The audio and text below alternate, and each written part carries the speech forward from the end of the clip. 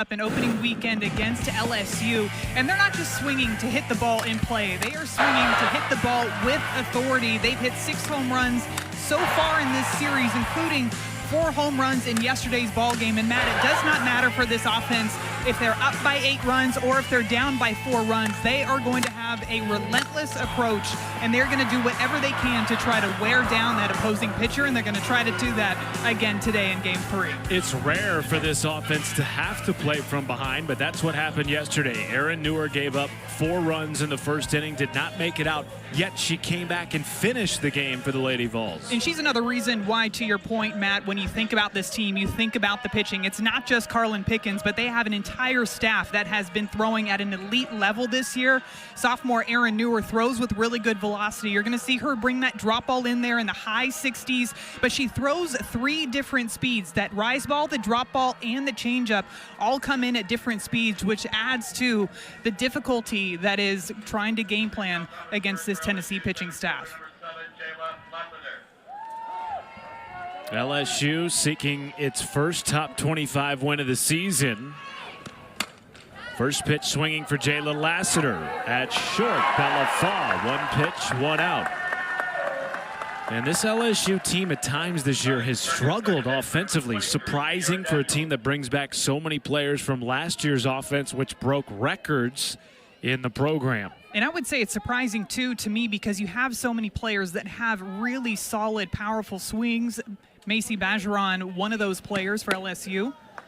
But you've got a combination of lefties with triple threat ability, somebody like a Sierra Daniel who got off to a great start for this LSU team, but also you've got some power in this lineup, whether it's with Bajaron or with Tori Edwards, just trying to find that combination.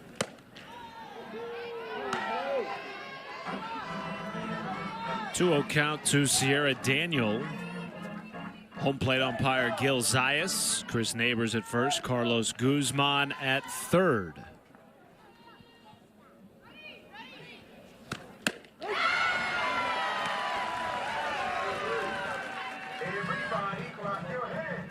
This Tennessee Lady Vols team has the #1 ERA in the country again this year. And if that holds, it would be the 3rd year in a row that they've been top 2 in the nation in team ERA. Erin Newer has done her part.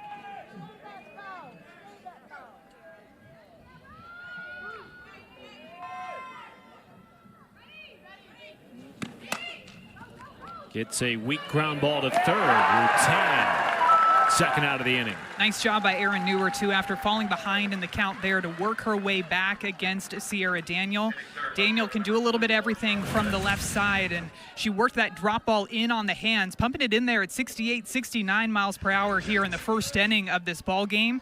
Jams her up, and a nice, easy ground ball over to Rutan. 2 outs for Char Lorenz. Good eye from the Louisville transfer. One of the things about this LSU team this year, despite some of the returning production, they did bring in more newcomers than ever before, Lorenz included. There's been an adjustment period for sure. The 1-2-3 first inning for Erin Newer, who did not get out of the first inning against LSU yesterday. Just 8 pitches for the Lady Vols star.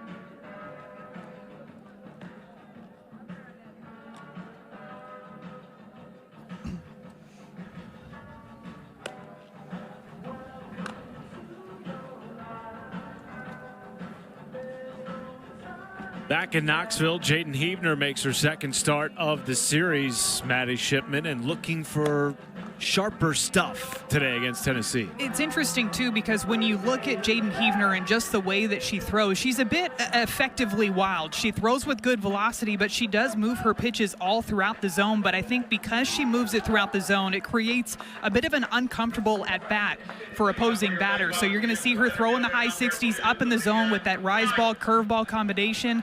Occasionally, she will throw that changeup in there, but she really relies heavily on that movement and deception with that rise ball, curve ball combo. Now she's going up against a Tennessee team that has already seen her, so I'm curious to see what, if anything, she decides to do different this time around. Well, Tennessee on night one of this series plated 5 runs, though just 3 of them were earned against Jayden Heavner on 9 hits over the course of 6 innings. A couple of those hits were homers. I think back to the beginning of this season, too, and just looking at all of the different teams and thinking about Tennessee, and one of the thoughts that crossed my mind was, is this team going to be the team that's going to be able to put up the offensive numbers behind somebody like Carlin Pickens? Knight was handcuffed first out. And that's something that has continued to stand out to me about this Tennessee team this weekend, is what they've been able to do and the damage that they have been able to do against a very good pitching staff for LSU. You've got a bunch of different types of arms, and Coach Karen Weekly has to be thrilled with what she's seen from her offense and the resilience that they've shown going down early in yesterday's ball game and just fighting their way back to get the series win. Ball 1 to Ella Dodge. To your point, Tennessee hasn't needed a lot of runs until Very yesterday's yes. game. They had only given up 2 runs in a game that was against App State of all teams, and this team's played plenty of top 25 opponents. 1 run almost feels like 5 with the way that Tennessee's been pitching throughout the start of the season. Which is why yesterday, I think, shocked you and I so much, because LSU goes up 4-0 in the first inning, and you think, whoa, okay, the Tigers have something here. And I think even in talking with Beth Torina pregame, her club was a little bit disheartened at the fact that they weren't able to come away with a win yesterday afternoon, despite putting up the runs against this Tennessee pitching. Well, I think any team would be, too, no matter who you're facing, but especially for Beth Torina's team facing this Tennessee lineup. When you think about if your team, your offense, goes up there and hits 3 home runs and puts up 4 runs in the first inning, majority of the time, you're going to win that ball game. But Tennessee's offense had something different to say about that, putting up 4 home runs yesterday. So that's where a bit of the frustration can come into play, because you're coming into this weekend, you're coming into Knoxville knowing exactly who you're up against and how good their pitching staff is. And you're thinking, if we can go up there and put up 3-4 runs in a game, we're in a really good spot. But this Tennessee offense has been on another level. And we're seeing another example of that right here with Ella Dodge up at the plate, this 2-strike approach that they have to just wear down pitchers. And when you watch their swings and throughout this entire ball game, when you watch them get into these 2-strike counts, they're not just trying to flare pitches out of the zone. They're not just trying to foul pitches off, but there's an intent in which they swing with every single pitch that they see.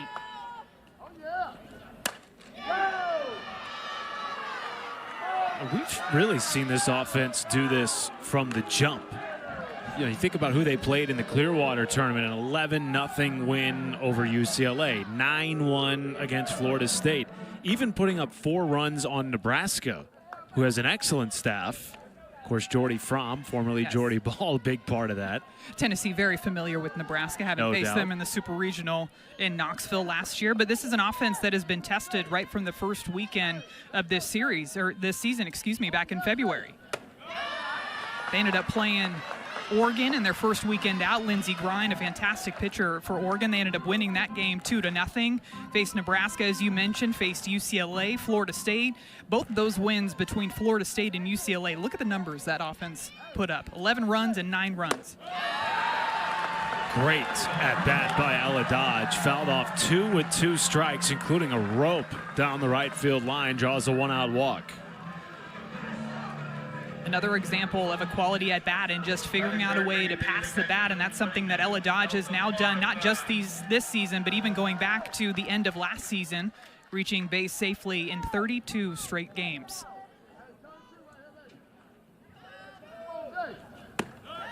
Worked an 8-pitch at bat and now passes the bat to Elsa Morrison, who's had a terrific series, particularly behind the plate. A couple of runners caught stealing for the young Tennessee catcher.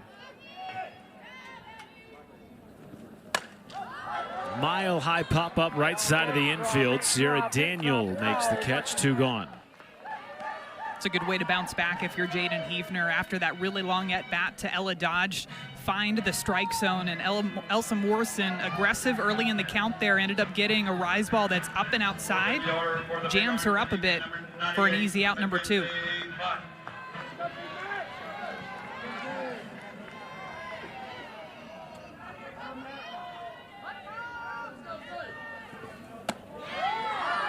Two down and a runner on for Mackenzie Butt. 1 for 3 in the series with a 3-run bomb back in game 1.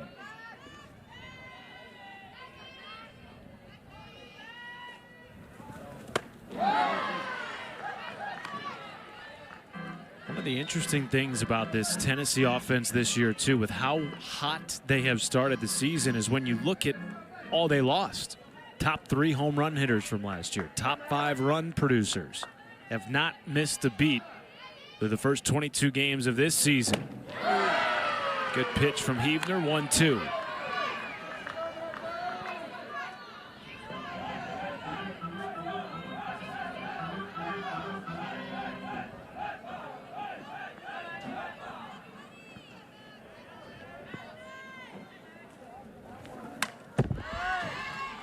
Another good swing there by Mackenzie Butt with that curveball on the outer half. The first couple of pitches, Jaden Hefner working the rise ball up and in on the hands.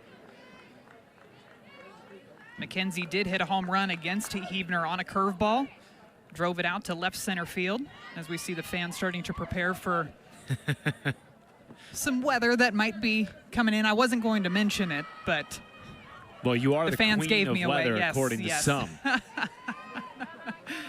But at least these folks are prepared. If only I could travel around with a roof, I totally would. They knew Maddie Shipman was calling this game, so they brought their ponchos. That's a great 2-strike pitch by Hefner to get a strikeout, pitching around the walk to Ella Dodge. That's exactly the way that LSU wants to start this game. Make a statement in the circle. Jaden Hefner with the strikeout looking to end the first.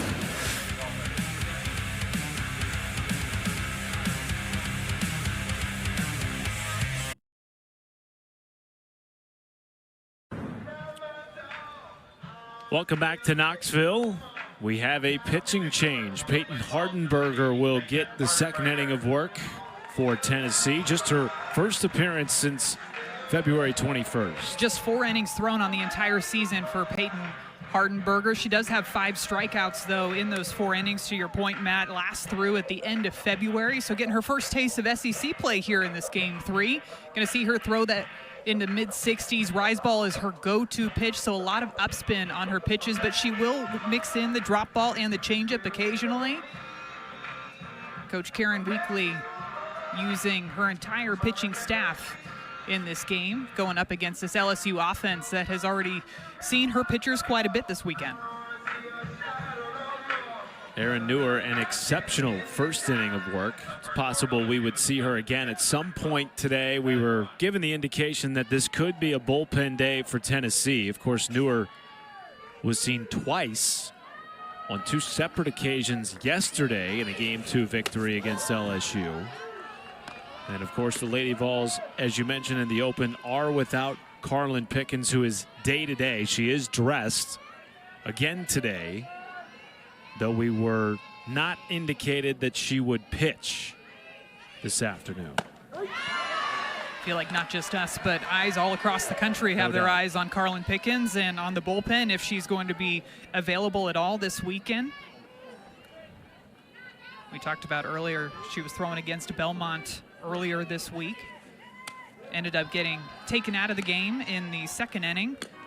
Really good team, too, in Belmont. Maya Johnson has been outstanding for them so far this year. They beat Georgia earlier in the year, but Johnson has really been pitching the ball extremely well. Looks like we might have had an illegal pitch called here as both Karen Weekly and Megan Rhodes-Smith are going to make their way out to the pitcher's circle. And it was Chris Neighbors, the first base umpire, who spotted it. Maddie, remember yesterday, Erin Newer was called for an illegal pitch in the first inning. Yeah, I'm wondering, looking at her right foot, so that foot that's on the rubber, if it's sliding too far forward when she goes into her motion. So you'll notice when she gets on the rubber, her right foot starts on that rubber, but then when she starts to get into that windup, maybe she's sliding too far forward with that front foot. Taking another look at it here, she's rocking back and then sliding forward. So I'm wondering if that's what he's calling there, that she's sliding too far forward off of the rubber. We will keep an eye on that. It seemed yesterday to disrupt Erin Newer a little bit. That's why she did not make it out of the first inning, but did come back, settled in very nicely, and helped the Vols secure an 11-6 victory. No illegal pitch on that one, so she's got it all figured out there in the circle. So we take a look at Erin Newer over there in that Tennessee dugout. You do see this quite a bit from a lot of teams, not just teams in the SEC, but teams all across the country using their pitchers in different ways. Little dribbler off the bat of Bergeron. Well played by Peyton Hardenberger, fielding her position and making an accurate throw up the line. Not an easy play for the infield to make, especially for the pitcher. Hardenberger having to run all the way out of the circle because with Bergeron up at the plate, everybody is playing back, so she's the only one that's going to be able to make a play on that swinging bunt out in front of the circle. Grabs it barehanded, makes a really solid throw over to first base. The always dangerous Tori Edwards has not quite had the same start to the season that she did last year. Of course, playing with much greater expectations on her than she did as a redshirt freshman. This is lifted into right field.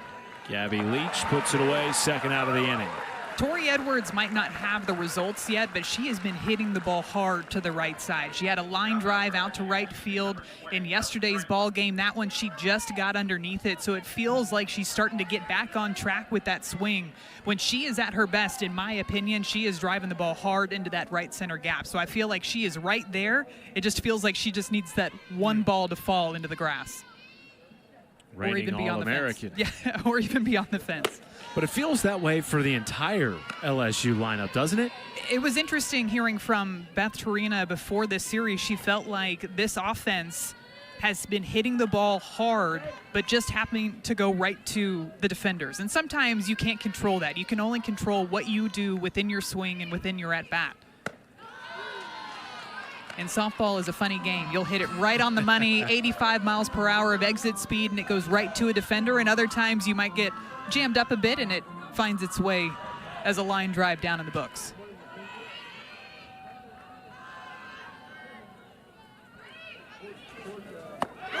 Alex Franklin. Well, to that end, Beth Torina told us there have been times this year, including yesterday, where it just felt like they couldn't catch a break. And she and her staff are doing their best to shrug off that mentality, knowing too, as she told us, you got to create your own breaks as well in this game. And be aggressive and go out there and try to make something happen, especially when you're facing a team like Tennessee. You know that they're going to get after it, whether it's in the circle, offensively like we've seen, base running, defense, you name it. They have been off the charts so far this weekend. So what can you do to go out there and match their aggressiveness and try to get a win? Franklin adjusts to that pitch and drops it in front of Taylon Holly in left field.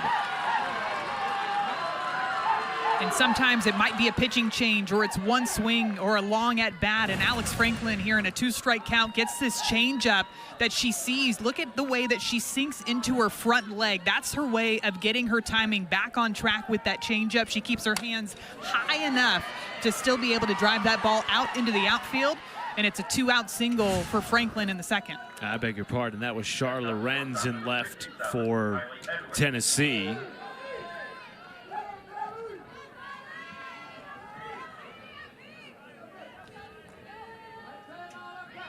No, it was Holly. And a quick out to end the inning. Another sharp inning for Tennessee pitching.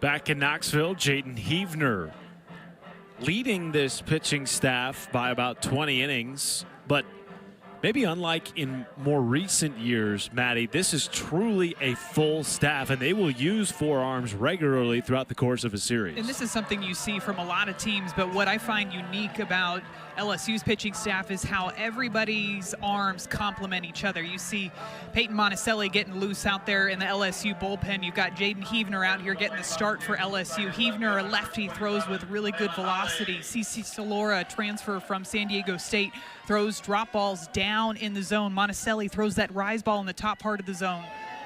Tatum, Clopton, a combination of a little bit of everything. So with that, you can almost play some matchups with your pitching against a certain type of offense. Maybe there's a team out there that has swings that are very much tailor-made to pitches at the bottom part of the zone. Well, you've got an arm to go against that, or vice versa. It could be a team that likes to hit pitches at the top part of the zone. Well, you've got somebody that throws drop balls.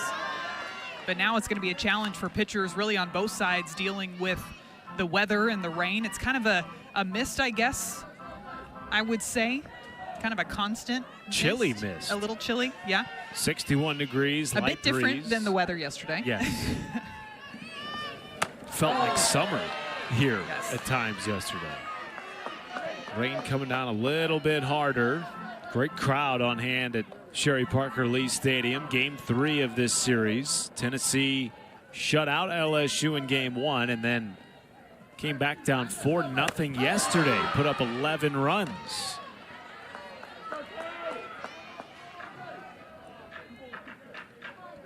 2-2 count to Taylon Holly, who has really come into her own very quickly as a true freshman, batting .310 with 12 runs batted in.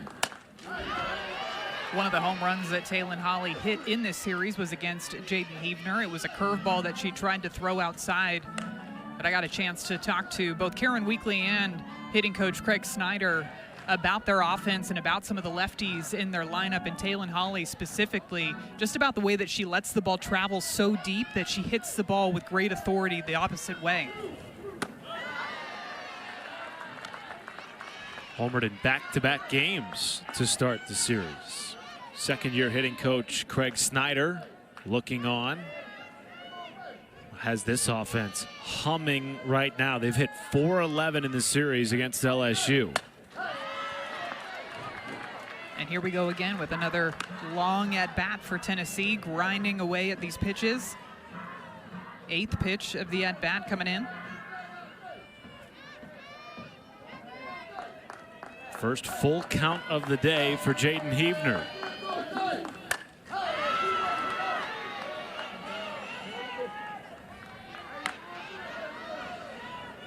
Already 8 two-strike hits in the series for Tennessee. They have been aggressive early, but they have been aggressive late as well.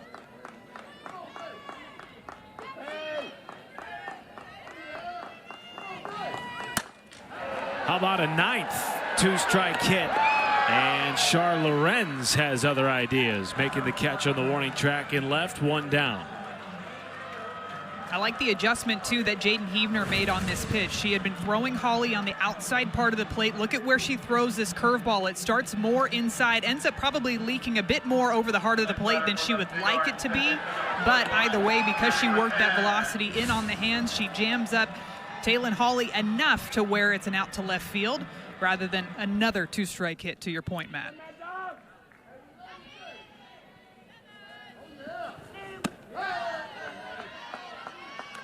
Been some good battles at the plate so far in this game for Tennessee against Heavner. Multiple at-bats, running 8 pitches or more. 1-0 to Maddie Rutan.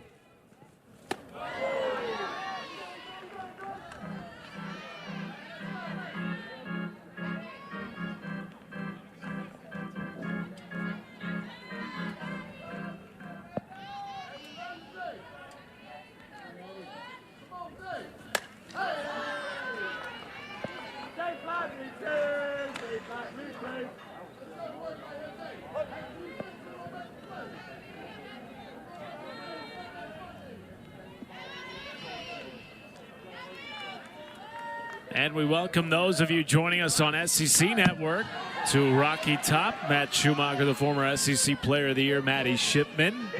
Game 3 of this opening weekend in the SEC. And the #1 team in the country, Tennessee, remains undefeated after winning the first 2 games of this series against the top 20 LSU Tigers team that is still seeking its first top 25 win of the year. 2-2 count to Maddie Rutan. And Jaden Heavner, who's making her second start of the series, misses away. Second straight full count for her. LSU seeking its first win over a #1 team in a decade. And Heavner has her second strikeout. The one thing that we've seen throughout this series so far is that this Tennessee offense is very difficult to strike out, and they battle with 2 strikes. So a really good job by Jaden Heavner there to get things back on track in that at-bat, and sitting down Maddie Rutan with her second strikeout of the afternoon. 2 down for Emma Clark. Base is clear.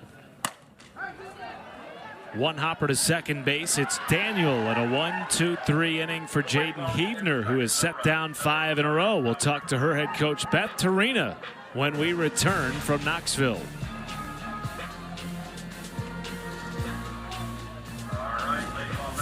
SEC Softball is presented by Regions Bank, official bank of the SEC.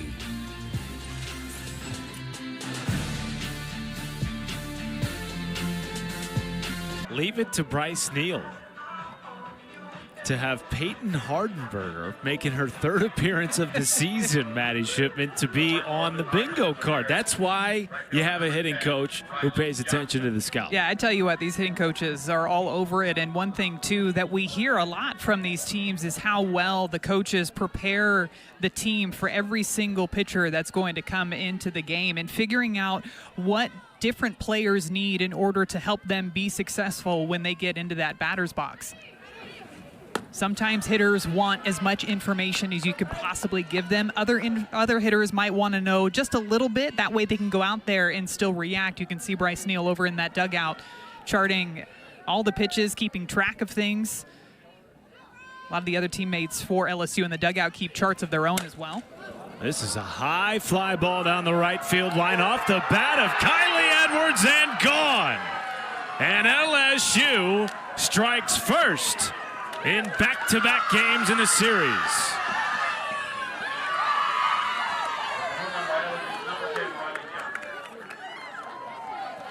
about that swing for Riley Johnson? Bottom half of the order coming through for this LSU team. Talked about those quick adjustments. What can they do to get some runs on the board? They've been hitting the long ball so far in this series, and Riley Johnson just absolutely turns on this one and drives it way out to right field. She is ready for this pitch, and she hammers it to give LSU the lead.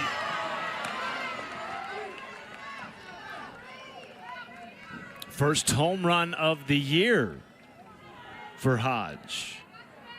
And a 1-0 start for LSU, who led 4-0 in the first inning yesterday and were not able to hang on. Tennessee came all the way back, ended up winning that game 11-6. And I beg your pardon, Riley Johnson's first home run of the season. Here is Hodge batting.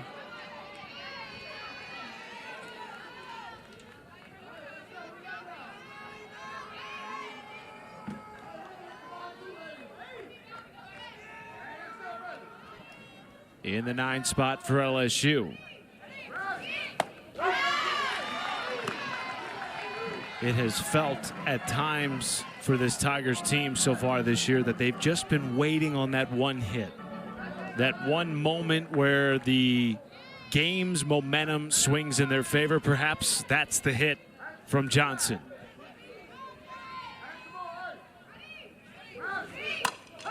Laced into left field, back-to-back hits, and Hodge is thinking extra bases. She will put the brakes on at second base. A double in the 9 spot for LSU.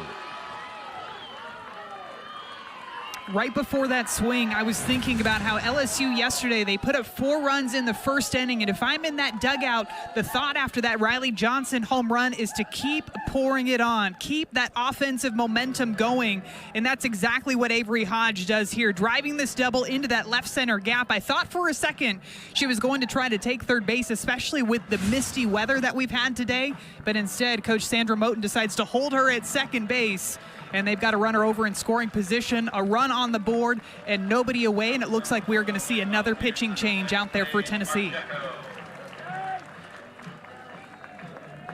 We will go to a quick break and tell you about the pitching change when we return. Right back after this from Knoxville.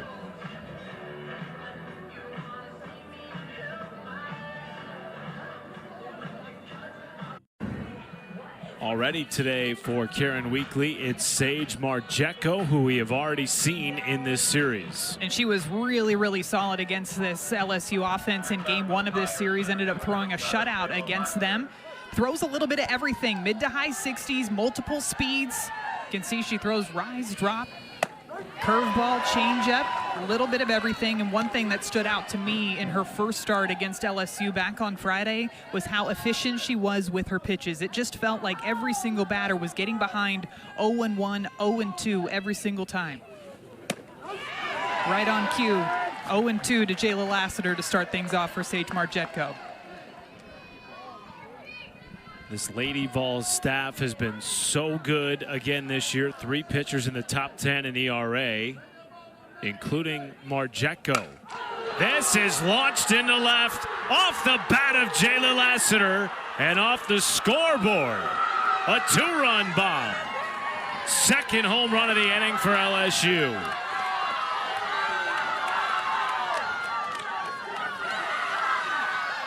Second home run of the inning for the Tigers, and it's the second home run of this series for Jayla Lassiter.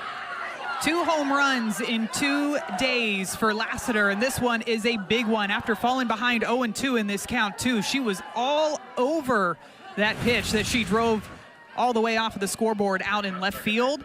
A rise ball pretty much up at the letters. You see how she goes right after it, and that's not a bat flip. That was the ultimate bat toss, throwing that thing up in the air.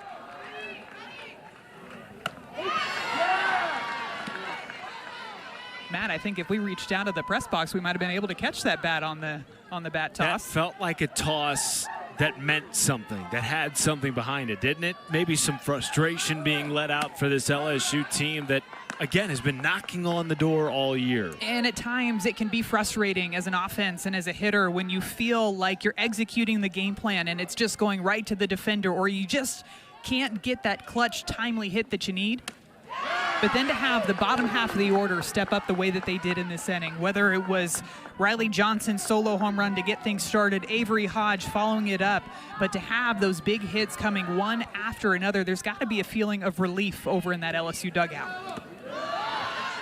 Now, you can't be satisfied because we know how quickly this Tennessee team can put on a show offensively, but to be able to do that and make adjustments so quickly, too, I think is a key for LSU moving forward.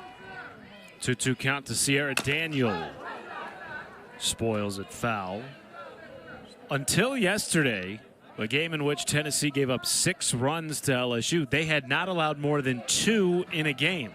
And now in back-to-back games, they've given up 3+ to an LSU offense that returns a good core from last year that broke records, had one of the best offenses in program history, top 3 in a handful of categories. And it was interesting, too, because we really hadn't seen Tennessee have to come back from a large deficit. They'd been down 1 a couple of times this year, never 4 to start the game. Karen Weekly said her team was unfazed. First out of the inning, secured by Emma Clark. I do feel like when you look back at last weekend, and that was something Coach Weekly had talked about as well, facing Penn State and App State, both of those games, they ended up going down early in the game. Now, when you look at the score, they ended up winning those games by a substantial margin, but they were very, very close. They were 1-0 ball games heading into the 4th and the 5th inning. So they had to figure out a way to, one, deal with that pressure, but also just figure out a way to win against solid pitching.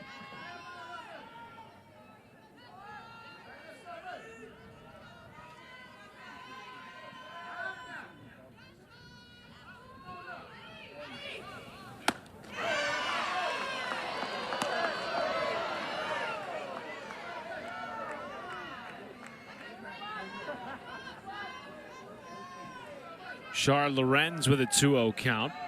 One of 5 transfers coming to the program in the offseason. Most that Beth Torina has ever taken in one offseason cycle.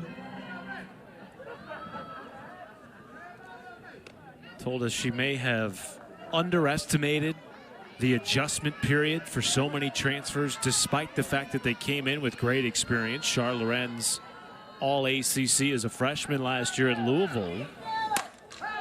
2-1 off the glove of Rutan at third. And Lorenz safe at first base.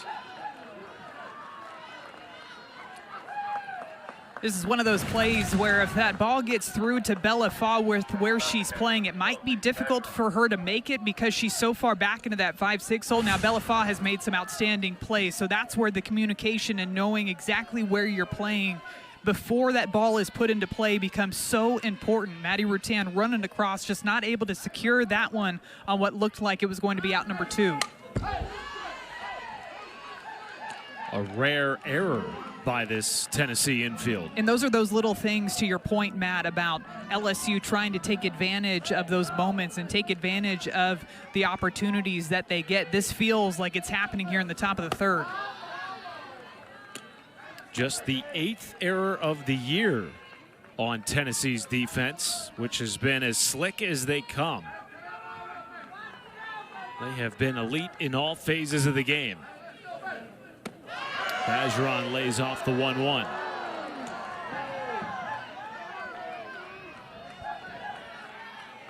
And this is a hitter in Bergeron who feels like she's turning a corner, has dealt with some injuries early in the year that may have slowed her progression out of the gate. High fly ball left field. And it blows back into the field of play for an easy out number 2.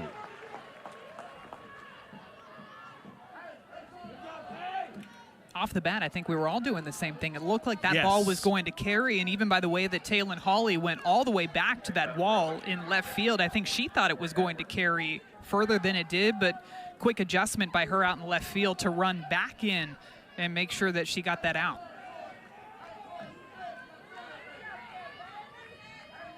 2 down, 1 on, top 3. All 3 of LSU's runs have come in this inning.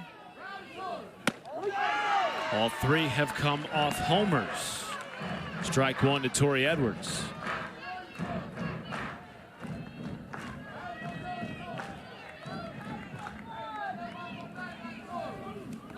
Ball in the dirt, runner goes, snap throw down, not in time, and it's a stolen bag for Lorenz. Coach Beth Torina talked to us about trying to continue to be aggressive on the base paths, even though Elsa Morrison back behind the plate threw out 2 runners trying to steal yesterday. This time, Char Lorenz gets a good read of that changeup out of the hand of Marjetko, and with that bounce in, Morrison's not able to get that throw to second in time.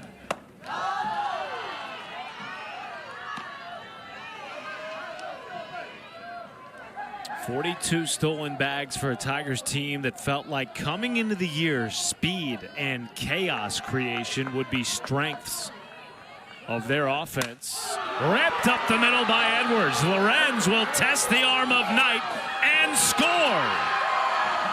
A 2-out RBI single by the reigning SEC Freshman of the Year, and it's 4-0 LSU. Just sticking with the game plan, sticking with that process. That's exactly what we see from Tori Edwards. She hits this ball so hard that it almost knuckles off of the bat right back up the middle. We talked, Matt, about how she was hitting the ball hard to the right side. This time she finally gets one to fall right back up the middle, and it's a 2-out RBI to extend this Tigers lead.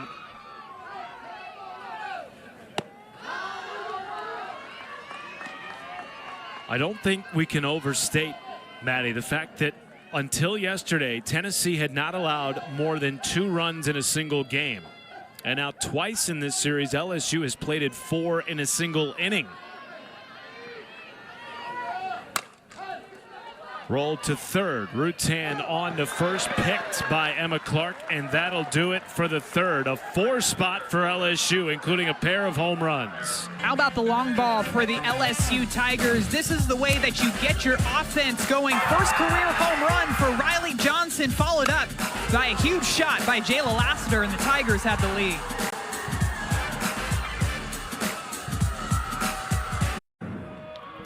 Back on Rocky Top. Enjoying an excellent game 3 here. The bats coming alive in the top of the third for an LSU Tigers team still seeking its first top 25 win of the year. Taking on an undefeated #1 ranked Tennessee Lady Vols team that has rolled through much of its competition over the first 2 months of the season. Matt Schumacher, Maddie Shipman. And it'll be interesting to see how the Vols respond with their backs against the wall on back-to-back days against an excellent pitcher in Jaden Heavner.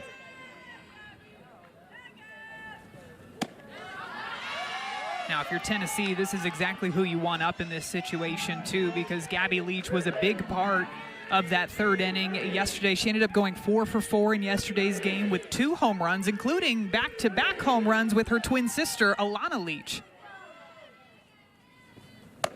We have been told that that was the first time ever in their entire playing career that they have ever gone back-to-back with home runs. And what's even more fun about that, too, is that Alana Leach came into the game as a pinch hitter, and then Gabby followed it up with a home run.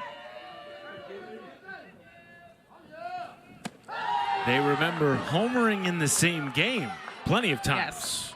Maddie, But growing up. But back-to-back, no, that has never happened. And we are still efforting to find out whether or not it's ever been done by twins at the Division I level, period. Laced into right, and it gets over the head of Riley Johnson. A long leadoff single for Gabby Leach. What a swing by Gabby Leach. She is on fire in the batter's box. Look at the way that she almost steps across towards that right-handed batter's box. Almost seems to me like it makes every pitch feel like an inside pitch, and she just turns on this one and smokes it out into that right center gap. Came off of the bat at 73 miles per hour for a leadoff single in the bottom of the third. 9-hitter Bella Faw, first at bat for her.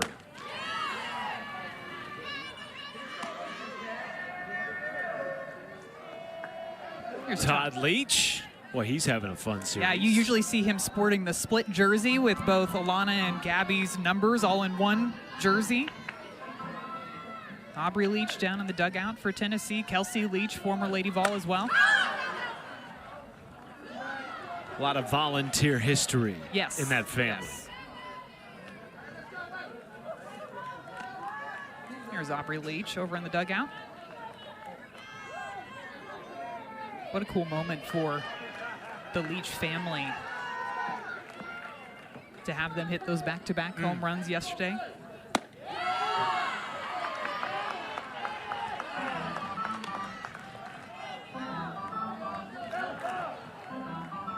Well, Gabby Leach, just the second base runner of the day for the Lady Vols.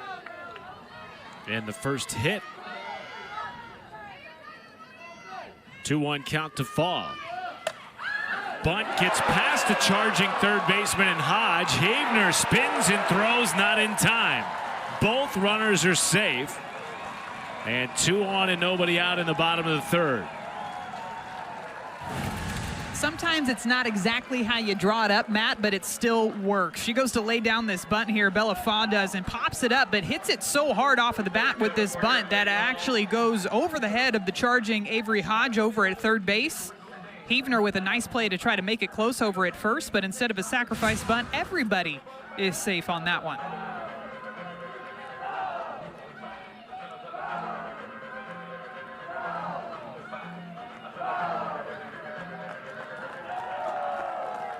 Back to the top of the order for Tennessee, so this will be the second time through for Jaden Heavner, who again has already pitched in this series. Tennessee saw her for 6 innings on night 1. She gave up 9 hits, just 3 earned runs. And there is some action in the LSU bullpen. Callie Deal and Tatum Clopton both getting loose for the Tigers. Corner infield drawn in. Sharply hit off Hodge. Flips it to third. Well covered. And defensively, a nice job by Kylie Edwards coming over from shortstop. You can see some of these softballs kind of bouncing around a bit. That mist is not just going to affect the outfielders, but the infielders as well. And this one's hit pretty hard off of the bat of Sophia Knight, right to Avery Hodge, who stays calm, sticks with it, and tosses it over to Kylie Edwards for an out at third base. Edwards, an excellent acquisition in the offseason, transferring in from Mississippi State. One of a number of shuffles defensively that LSU has made this year, despite the core returning.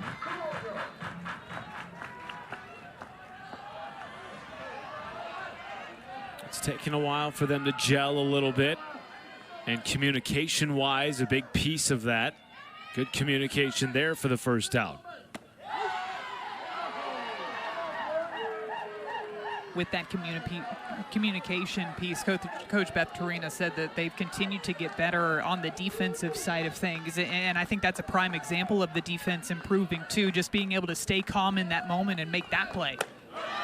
Especially with the rain, you can hear the crowd getting into it, the momentum for Tennessee starting to build, but just getting out number 1 is huge, not just for your team, but your pitcher specifically too. I think it takes a little bit of pressure off of Jaden Heavner out there in the circle. Upstairs ball 2 to Ella Dodge.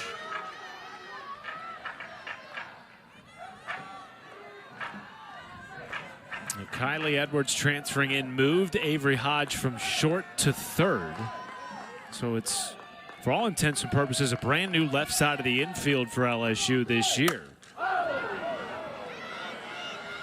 And as somebody who played shortstop here at Tennessee as long and as well as you did, you know better than anyone the adjustment period when you've got a new teammate to your right when you're at short. There's a lot of things in, not just the communication piece that we're talking about, but how much range does a particular player have? Do they prefer to go to their backhand or to their forehand? That all just comes with reps in practice and in games during the season. But you're trying to figure out where you need to play in certain spots and maybe where you can play depending on how a pitcher is throwing a certain batter, what their swing looks like. There's a lot of conversations that are going on within these athletes' minds, too, in between pitches before the ball is put in play. You're thinking about, where am I going to throw the ball? Where's this ground ball going to end up? Dodge ropes it foul. But the key, too, is making sure that you do have, like I've always said, an aggressive mindset on defense. If you sit back and wait for something to happen defensively, that's when things can start to spiral out of control. But what can you do to regain control? And even when things are starting to, momentum-wise, shift the other directions, making routine play can make a big difference in those innings. 9-pitch at bat here. Worked by Ella Dodge, who reached on a walk her first time up, extending her on-base streak to 32 games. Of course, dating back to the end of last season that saw Tennessee reach the Women's College World Series. 2-2 from Heavner. Boy, she wanted strike 3, thought she had it, and instead a full count. There have been a couple of pitches that Heavner's thrown in this inning that I think have been strikes. I even think Ella Dodge for a second thought that one was strike 3 because she started walking back towards that Tennessee dugout. Third full count of the day for Heavner. Flared left side, back on it. Edwards coming in from left field. Char Lorenz. What a play by the LSU transfer with her teammate bearing down. We're just seeing the communication all happening on defense for LSU in this inning. This one's one of those in-between fly balls, so you can see Kylie Edwards kind of jogging back towards left field, but it's a really great job by Char Lorenz charging that one, calling Kylie Edwards off, and making sure that they got out number 2.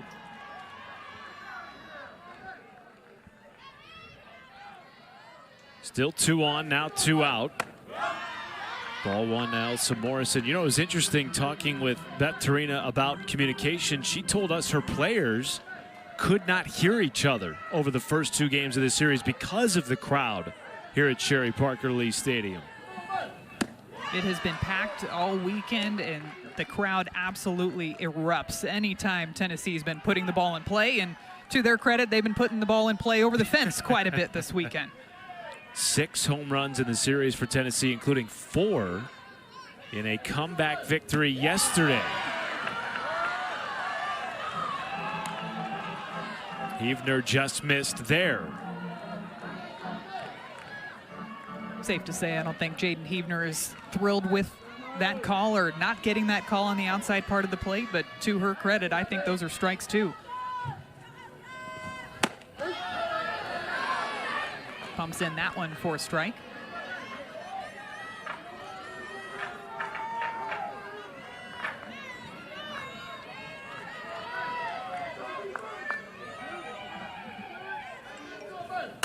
(3-1) opposite field. Johnson under it to make the catch. Heavner pitches around, a pair of runners reaching with nobody out, and holds Tennessee scoreless. We'll talk to the Lady Vol head coach Karen Weekly next.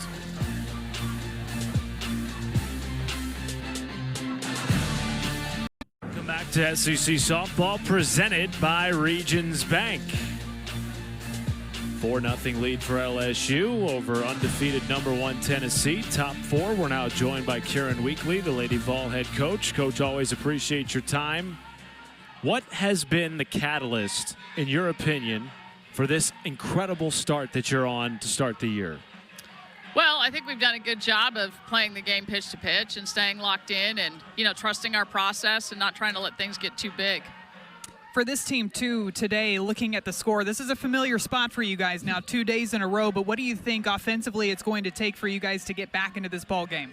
Well, we've gotten there a little bit different today is the thing that I'm not pleased with. I don't think our attention to detail is real good, leaving too many pitches right over the dish and just, not playing clean defense. I think we're swinging at some fringe pitches that we shouldn't be early in the counts, and I think that inning we did a better job of getting her over the plate and getting in the counts we want. But, if we're chasing pitchers' pitches early on, we're going to get ourselves behind and put her in a position where she can be in a little more control of the at-bat. So I like what I saw that inning. We need to keep that up and obviously keep the score where it is. Coach, appreciate your time. Thank you.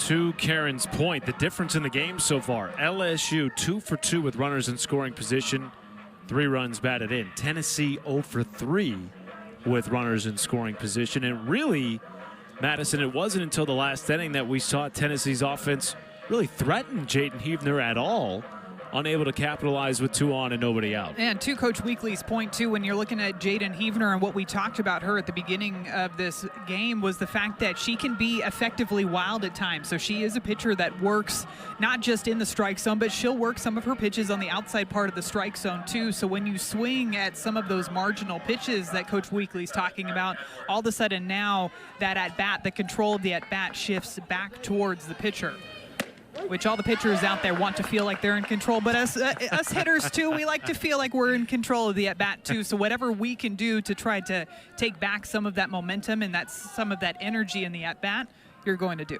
What did you do in your playing time to try and gain some of that control in the box? I was a hitter that very much, especially towards the end of my career, I really like to hunt certain pitches in certain locations.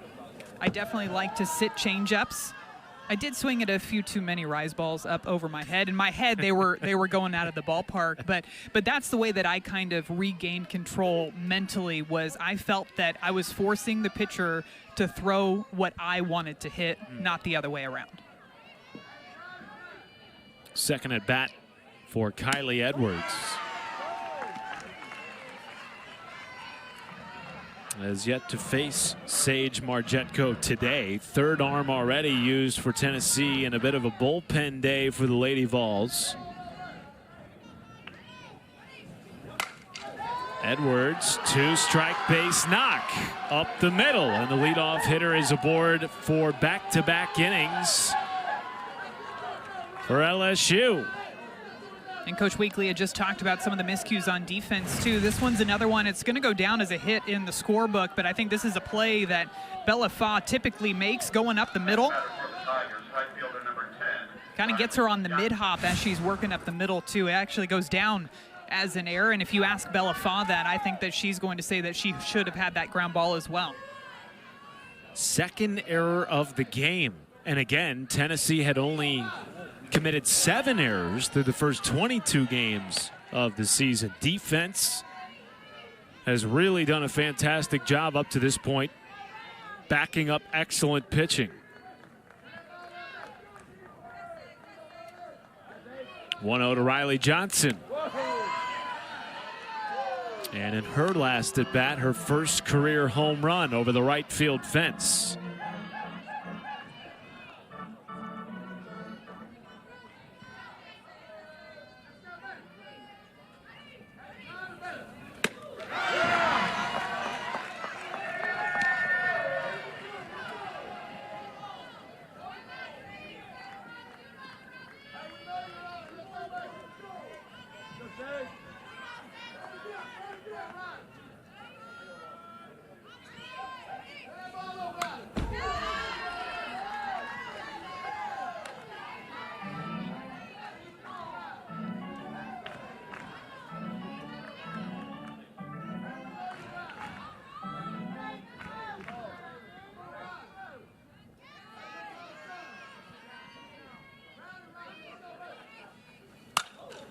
Johnson stayed back on it. First out of the inning. Nice change up there by Marjetko, just getting her out in front enough to hit that fly ball over to shortstop, but also too prevents Kylie Edwards from moving over into scoring position on that fly out.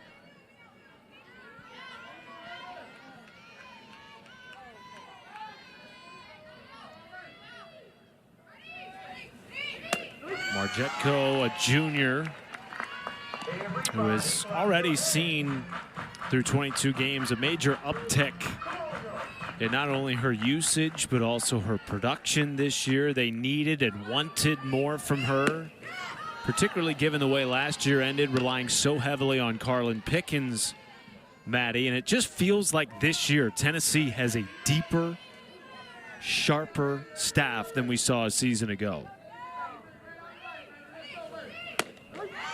talking to Coach Weekly before this series just about the strategy of beating a team in the SEC in a 3-game series. She said that you have to be able to, one, change speeds. You're looking at trying to keep teams off balance in any way that you can, but also having command with those pitches.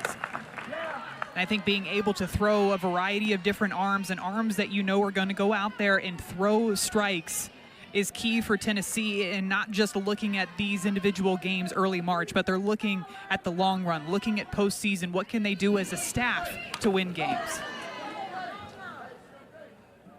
Also, Morrison caught that in a discomforting way, and home plate umpire Gil Zayas is going to let her walk it off. You just saw a shot of Carlin Pickens in the dugout, the back-to-back SEC pitcher of the year, still day-to-day. After suffering a tweak in her pitching arm earlier this past week. They don't feel that it's anything terribly serious, but out of an abundance of caution, keeping her on a day-to-day status until they feel like they can confidently send her back into the circle. 2-2 to Hodge. Double play opportunity here for Tennessee. They won't get it. It was a slow roller off the bat of Hodge, and with her speed in the 9 spot, beats out a potential double play. Pretty quick turn by Bella Faw, getting this one hop on the ground ball. Fires it over to second base, but with that speed, you're just not going to be able to turn that double play. But now you have to be heads up for the speed over at first base if LSU decides to try to steal again. Hodge has stolen a pair of bags this year. Would have more, but had a bit of a slower start to the season offensively, which has not been an uncommon theme top to bottom in LSU's lineup. For them, today and yesterday, plating 4 runs in a single inning has to be, regardless of the result, a really positive sign for where this offense is trending. And of course, every single team wants to win every game. You're going out there to win. So this is a team coming into today, even though, yes, they scored 4 runs yesterday. What can they do to win this game against Tennessee? And after yesterday, it's not just stopping at 4 runs, but you've got to continue to pour it on. They ended up scoring 6 runs in that game yesterday. But when you come up in these opportunities, what can you do to take advantage of every single runner that reaches base safely? Another example too. Draws a walk. They continue to have better and better at bats against Sage Margetko too. Now it being the 2nd game of this series that they've faced her. First walk of the game drawn by LSU. Passes the bat with 2 outs to Sierra Daniel.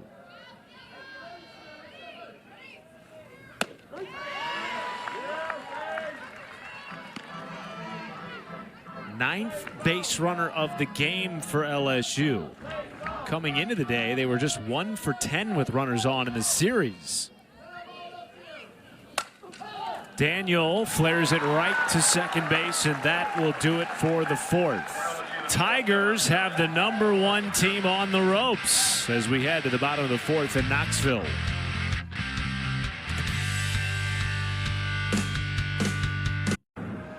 Welcome back to Knoxville. A 4-0 deficit for the #1 undefeated Tennessee Volunteers, one of just 3 undefeated remaining teams in the country. Alabama also one of those, and this was the scene coming out of that last half inning, Maddie. Craig Snyder and company getting his team together before they come to the plate. Yeah, they're figuring out a way to get to Jaden Heavner out there in the circle. And like we talked to Karen Weekly about earlier in this game, I guarantee a similar message is being sent to the offense here from Coach Craig Snyder. It's not letting Jaden Heavner feel comfortable out there in the circle. Take back control of the at-bat. Don't swing at those marginal pitches, but attack and hunt what you want to go after and force her to bring that pitch into the strike zone. Because there have been a couple of times too where we've seen that zone be very small for Jaden Heavner. So continue to put that pressure on her in the circle, that she has to bring those rise balls and those curve balls into the strike zone, and that you're not chasing outside of the zone.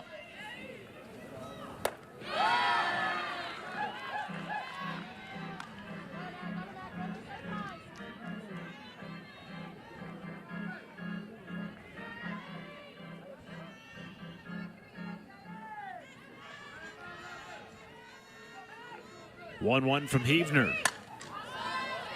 She has looked sharper today, hasn't she? You're not seeing a ton of pitches that are what I would call non-competitive pitches that are missing well outside of the zone. She's still thrown 24 balls of all the pitches that she's thrown today, but I feel like a lot of them have been very, very close to that strike zone. Mackenzie Butt with the best well-struck ball of the day for Tennessee as a double to start the fourth. Mackenzie Butt smokes this one straight back up the middle at 78 miles per hour off of her bat, and it's a curveball on the outer edge of the plate. I felt like early in this at bat, Mackenzie ended up going into a two-strike approach even before she got to two strikes. That can shorten your stride, shorten your swing. You just take your hands straight to the ball, and she starts things off for the Lady Volunteers with a stand-up double in the fourth inning. First extra base hit of the day for Tennessee. And now Zoe Schuler will come in to pinch run for the Lady Vols at second base. Middle portion of the lineup for Tennessee. Taylin Holly will come to the plate next for the Vols. Having a very hot start to her freshman season. Next batter for the Big Orange, left fielder number 27, Taylin Holly.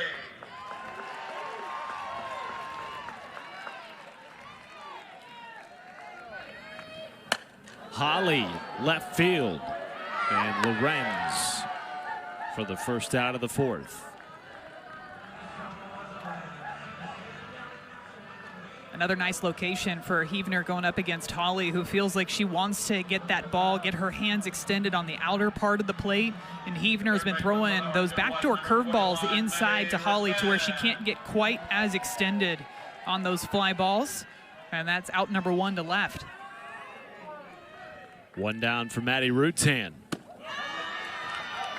We heard Karen Weekly say something in our interview with her a couple of half innings ago about having better attention to detail offensively. It's something she's really harped on this year, both defensively and offensively. For you, when you hear that from her, what does that mean practically the rest of the game for Tennessee? To me, it's going to be different depending on each batter and what their swings want to look for. I think there's a difference sometimes between what hitters themselves want to look for and what their swing is tailor-made for. Now, one thing that Karen Weekly did point out to us that Coach Craig Snyder has done with this team too is being able to make adjustments to different types of pitching. So what does your swing look like when you've got somebody with upspin and velocity? But what does your swing look like when you've got downspin and a little bit of off speed? So being able to make those adjustments quickly within the game too, that to me comes down to the attention to detail also within the at-bat and having those quality at-bats and being able to string them together. Fifth three-ball count for Tennessee. And it's full to Maddie Rutan.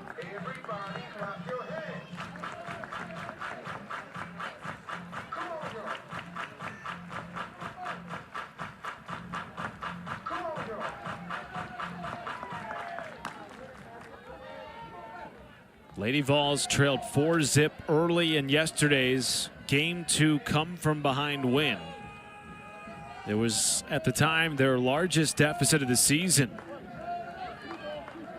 Karen Weekly told us before Game 3 kicked off today, she saw no hesitation or panic in her team. And right on cue, a one-out walk drawn by Maddie Rutan. Really solid at bat by Rutan here too. I feel like she's another batter, 2 batters in a row now that have gone into more of a 2-strike approach early in the count rather than waiting until they get to 2 strikes. And now maybe that's part of the conversation too that Craig Snyder had with his offense, trying to just shorten up all of their swings.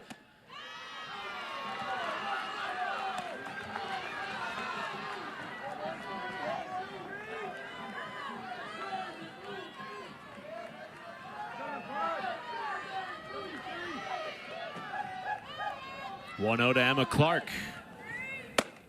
You mentioned Craig Snyder. We talked about him earlier, Maddie, but year 2, they're more settled in his philosophy, according to Karen Weekly, and it just seems like this year, this team from top to bottom has the ability to produce. They're not reliant on 1 or 2 players to hit the long ball and create the offense.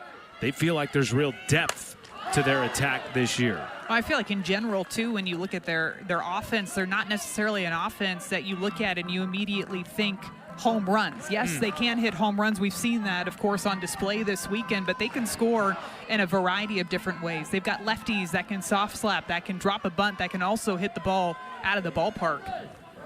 Like this, Clark, deep shot right field, gone! 1-run game on Rocky Top.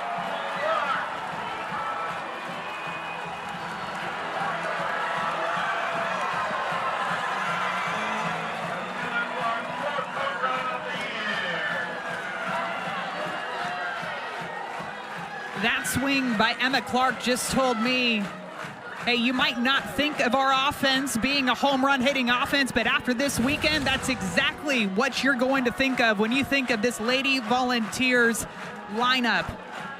Emma Clark getting this pitch up and away and just drives it 73 miles per hour off of the bat the opposite way. A huge 3-run shot, exactly what this Lady Vols offense needed, especially from the bottom half of the order. 4th home run of the season for Emma Clark. You talked about the importance of LSU keeping the foot on the gas against a lurking Tennessee offense that just never seems to be done or out of it. It's now a 1-run game in the bottom of the 4th. There's a calmness about this Tennessee team no matter what the score is. And I think it's just that. They don't play to the scoreboard. They're thinking about their game plans and the intent of every single pitch that's either thrown out there in the circle or the pitches that they're seeing in the batter's box. So they're not worried about what the scoreboard looks like. They are just worrying about their job in that moment.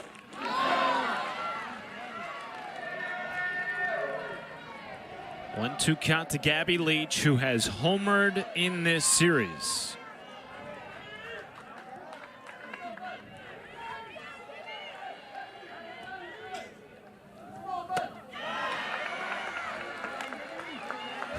Speaking of home runs, Gabby Leach with a 4-for-4 day yesterday, including 2 home runs, driving the ball hard out to center field for 1 home run, and then again back out to center field, almost like deja vu for this Lady Vols offense. They are trying to toss that money up over in the dugout as many times as possible throughout this weekend. Full count to Leach, still just the 1 out, base is clear. It is a lively Lady Vols group, a young Lady Vols group. 3 sophomores and just 1 senior, Carlin Pickens on their leadership council. Young but mature, and now it's a full count to Gabby Leach.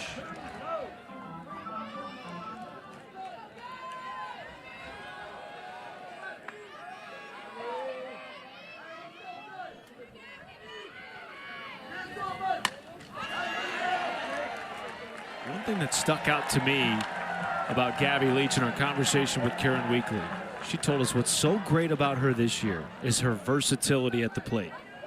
And being able to put her in different spots in the order, too. You can put her up at the top of the lineup. You can put her at the bottom of the lineup. Anywhere you put her, she's going to be productive. Flares it right side at second base. Daniel, second out of the inning.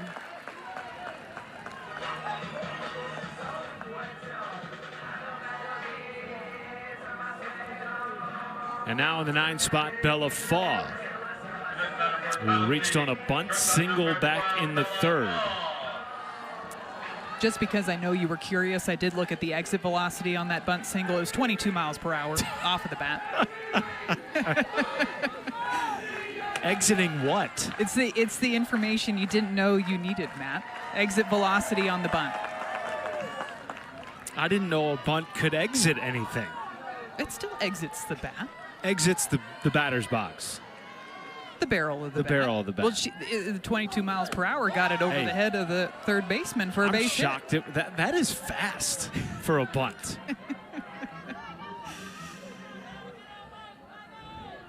I'm just keeping you on your toes up here, Matt. Hey, I appreciate that. So is this Tennessee offense. And that's sort of what Beth Torino alluded to when we chatted with her today. It's like we're up 4-0. Nobody's done this to Tennessee all year. We think we're in the driver's seat. And Tennessee says, no, no, no, no, no. If I'm LSU in this game, too, I think it goes back to a similar point that you just bring up. Fall, line drive into the gap. It's off the base of the wall. She's thinking two. Good throw in from left field, and the tag is not there. A 2-out double. Bella Foss sneaks in to extend the inning. Tennessee continues to pour it on top to bottom in this offense. 2-strike approach. Again, you notice her front foot just does not move. It stays there so that she can throw her hands at this pitch out into the left center gap. Makes a hard turn around first base. Charlotte Lorenz with a great throw into second base. I thought they got her out at second, but they decide not to challenge here. Charlotte Lorenz, my goodness. Very close play at second base. She read that one perfectly off of the wall, too. Spun, got that throw in what I thought was going to be in time, but because Bella Foss dove into second base is what led to her being called safe on that one. Sophia Knight, hard hit to second, but Daniel is there. That ends the inning. But Emma Clark, a 3-run bomb, makes it a 1-run game after 4. Number 1, Tennessee, being tested at home.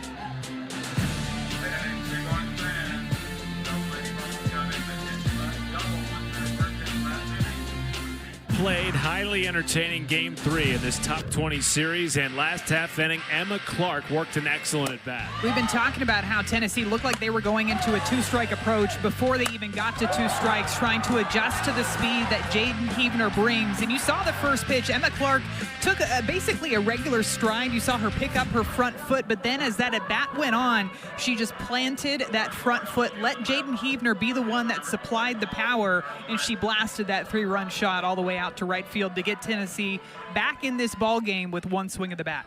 Her 4th home run of the year makes it a 1-run game as we enter the 5th. Sage Margetko back in the circle for Tennessee. Again, the Vols without the back-to-back SEC Pitcher of the Year to this point in the series. Carlin Pickens has been day-to-day after an arm strain. We were not told we wouldn't see her, but we were also not told we would see her. A lot of uncertainty. However, Karen Weekly did tell us they do expect to get her back sooner rather than later. It looks like she's in that dugout too, talking to freshman pitcher Peyton Hardenberger, who we saw come into this ball game earlier. Can learn so much from everybody in the dugout and everybody's experiences and what you're feeling in certain moments. And Aaron Newer standing right next to Peyton Hardenberger. Great shot of the Tennessee pitching staff all standing right there together in that dugout. Hard hit, but diving play at second, and Dodge got it before it touched dirt. 1 out in the inning. Gold glove effort by Dodge. Coach Karen Weekly says that Ella Dodge provides a spark, not just offensively, but defensively for this Tennessee team as well. Gets a great jump on this hard hit line drive off of the bat of Char Lorenz. A great diving effort by Ella Dodge for out number 1. Defense has been shakier than usual today for Tennessee. 2 errors, bringing them to 9 on the year. It's been a remarkable start to this season, tied for the 3rd best start in program history at 22-0. But that defensive effort is what Karen Weekly and company have grown to expect from Tennessee this year.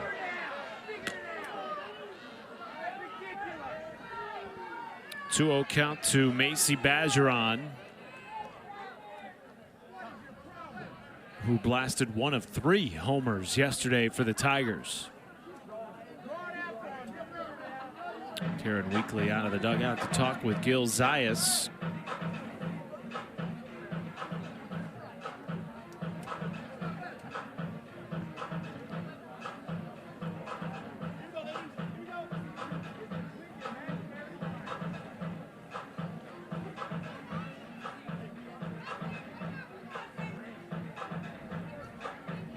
He's now walking over to the LSU dugout.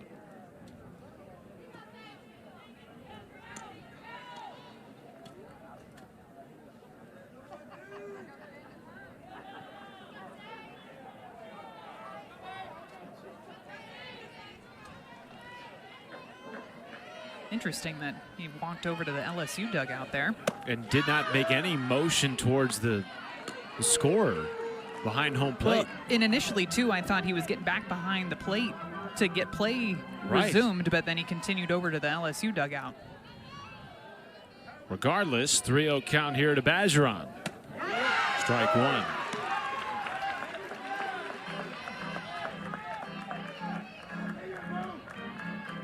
Macy coming off a tremendous season. 2025 All-American.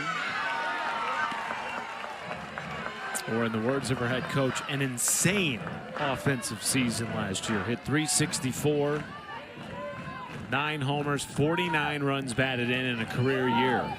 Lays off the 3-2 for a 1-out walk.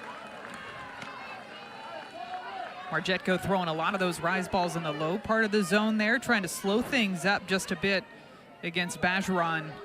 One thing you'll notice, too, with Margetko out there in the circle is it looks like we're going to get a pinch runner for Bergeron over at first base, is the way that Margetko mixes speeds with that rise ball in particular. You're going to see it range anywhere from 63 even all the way up to 67 miles per hour. A lot of it, too, depending on where she locates that pitch, but you saw those there coming in 62, 63 miles per hour along with that changeup, maybe trying to see if she could get Bergeron out in front, but instead it ends up being a 1-out walk. Destiny Harris comes in to pinch run for Bergeron as Tori Edwards digs in the 5 spot for LSU. Big swing from the reigning All-American, who roped an RBI single up the middle in her last at bat.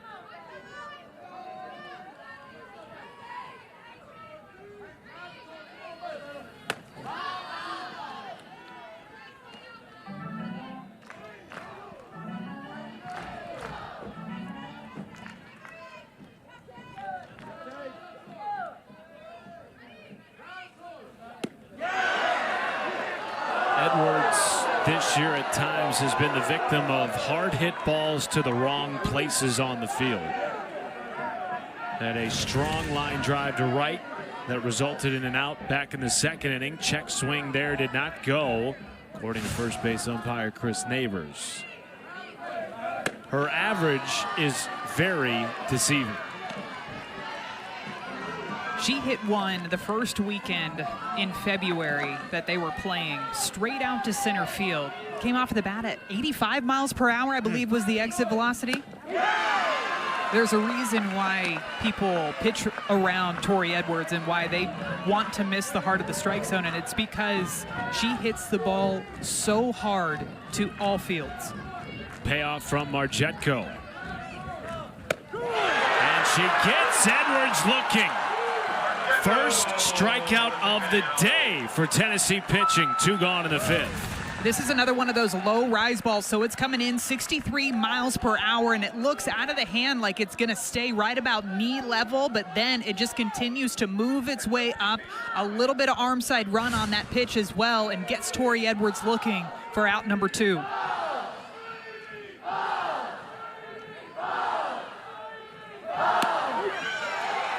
Right back with strike 1 to Alex Franklin.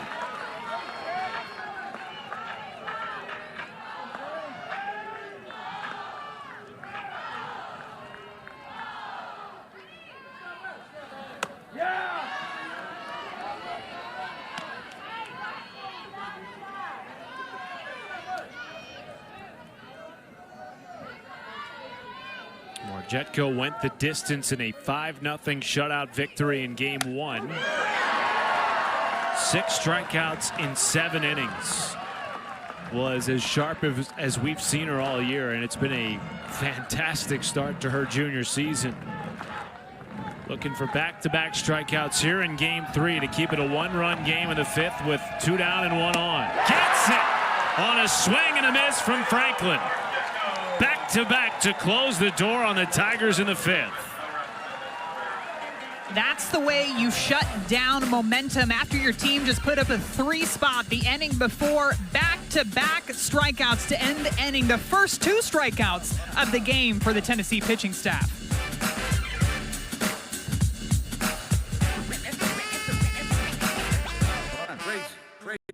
Welcome back to Tennessee, where the Lady Vols can, with a win, tie the second best start in program history at 23-0. Meanwhile, on the other side of the diamond, LSU not only seeking their first top 25 win of the year, their first win against the #1 program in over a decade for Beth Tarina and company. And if you're just joining us, LSU led 4-0 to start, scored all 4 runs in the 4th, and this has tied the game for Tennessee. Ella Dodge, 1 swing, and we're knotted up at 4 apiece.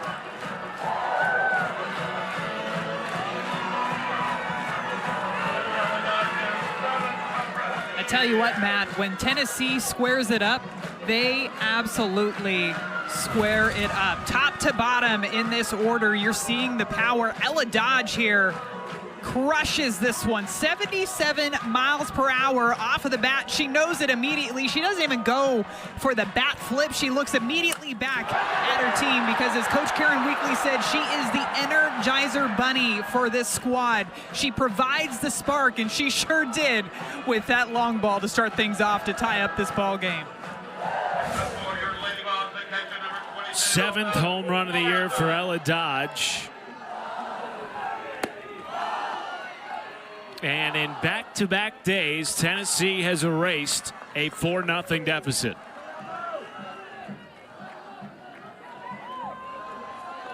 No lead is safe against the Lady Vols this year. It reminds me of a point we really didn't get to finish talking about it about 2 innings ago, of looking at LSU and them jumping ahead in these games. And you almost kind of get the feeling that sometimes they started to play not to lose, maybe not taking those risks, not trying to be as aggressive. Morrison sharply off the glove of Hodge, and it's short. Not in time with the throw. Kylie Edwards trying to back up her third baseman. Elsa Morrison aboard for the first time today. Elsa Morrison getting a little bit around this one, gets on top of it, but hustles immediately out of the box. You never know what's going to happen when you put that ball in play, and so it deflects off of Avery Hodge straight over to Kylie Edwards, and a great stretch by Tori Edwards over at first base, but not able to get that out over there in time. And you can see Kylie Edwards there doing the calm down sign to her infield. And I know we were talking about it with Tennessee earlier, how there's a calmness with this team even when they're down by 4 runs. And I think it goes back to that mentality of going out there and playing to win. Going out there and dominate is the theme for this Tennessee team this year. They're not looking at that scoreboard, but they are trying to win every pitch in every single inning as Savia Morgan comes in to pinch run over at first base. And at times, maybe it feels like for LSU, they're trying to hold on to the lead rather than just continue to pour it on. Now, there's still a lot of ball game left in this one. Oh, but your point was echoed by Beth Tarina in a way earlier today, telling us that sometimes they've played with some hesitation rather than throwing caution to the wind, which has been their MO when they've been playing well this year. Being aggressive on the base paths, making the tough plays with an aggressive first step defensively, attacking pitches in the batter's box. Speaking of attacking pitches, Mackenzie Butt did just that against Jaden Heavner back in the 4th. That's what got the Tennessee rally started. Ended up playing 3 runs in that inning thanks to a leadoff double by Butt. As the go-ahead run aboard in the bottom of the 5th.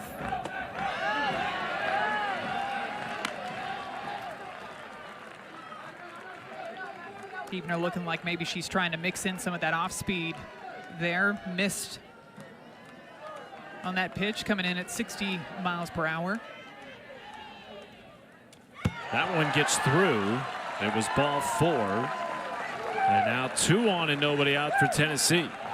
This is where, if you're LSU, you really need a big defensive play. You need Jaden Heavner to go out there trying to trust in her defense and get one of those ground ball double plays. Here comes Baturina.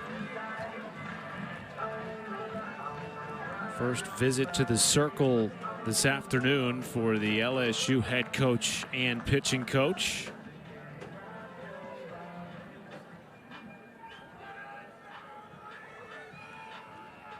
It's all about trying to slow things down too, and at times when you see your pitcher go out there and she is working trying to shut down this Tennessee offense, and maybe she gives up a free pass, sometimes defensively you almost want to do too much to try to make up for that, but at the end of the day you've got to just stick to your job. You've got to make the routine plays when they come to you. Make sure you have your pitchers back if you do get a ground ball, and if you're Jaden Heavner, you got to try to block out all the noise that this Tennessee home crowd is making right now and go out there and throw strikes and trust in your defense. It's just the first series of the SEC slate. There's so much softball to go. We're talking early March here, and Baturina told us she feels like her team will be a totally different team come May. There's so many new pieces, 11 new faces, most ever in Baturina's tenure. Taylon Holly pops it up. There's the quick out that Jaden Heavner needed. All that being said, though, Maddie, this feels like a really big opportunity for LSU, not only to be the #1 team, but to avoid starting 0-3 in SEC play. And even bringing it closer here, I think that this moment in this game feels like a huge opportunity for both sides of the field. Right now, you're Tennessee. You had a couple of runners on board. You're trying to move them over. Can you cash in on these runners here in the bottom of the 5th? And on the flip side, if you're LSU, being able to get out of this jam without giving up any runs can swing that momentum back over into your dugout side when you go to pick up the bats and try to score offensively. So who's going to come away with a victory here in the bottom of the 5th? Maddie Rutan swings through the 1-0. Well, this is a good hitter to have at the plate if you are Tennessee, with a chance to take your first lead of the game. Again, an average that might fool you given what she's done in her career to this point. Former freshman of the year in the Atlantic Sun Conference, 2-time all-conference player at Eastern Kentucky, now in her first year in the SEC.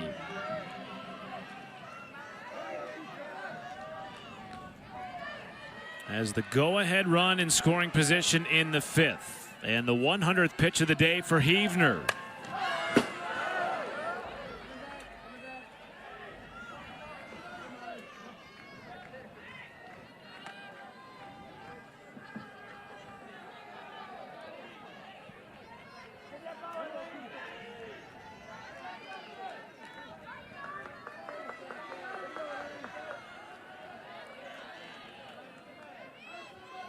One, two.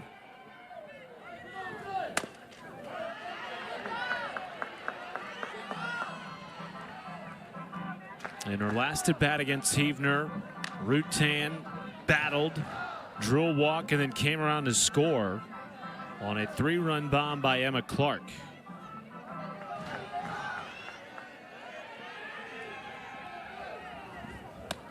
That one gets past Bergeron, and both runners advance.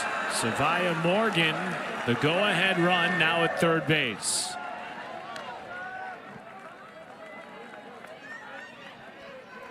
Not easy to be back there behind the plate if you're Bergeron, but that is a ball that you have to keep in front of you. Curveball away to the righty, now moves both runners over into scoring position. 2-2 to Rutan. And with it being less than 2 outs, too, you can see Rutan's just trying to shorten up, see if she can get that ball out into the outfield deep enough to score Savia Morgan over at third base.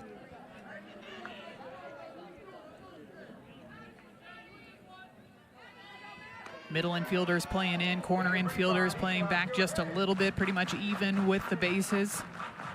But those middle infielders playing up to try to cut down that run from scoring.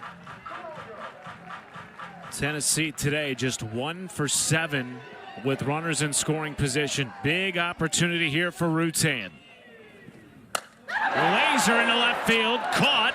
Runner tags, and Morgan will score. Tennessee leads for the first time in Game 3. Heads up base running for Savia Morgan at third base because this ball was absolutely laced off of the bat. 76 miles per hour line drive off of the bat out to left field. And you see how quickly she gets back to third base and then takes off, making sure that she tags, able to stand in as she runs into home. And I'm wondering here if we're going to see a challenge by LSU to see if she left early over at third base. They did throw the ball back over to third base just to check. The umpire said that she was safe, but I believe we're going to get another look at it here.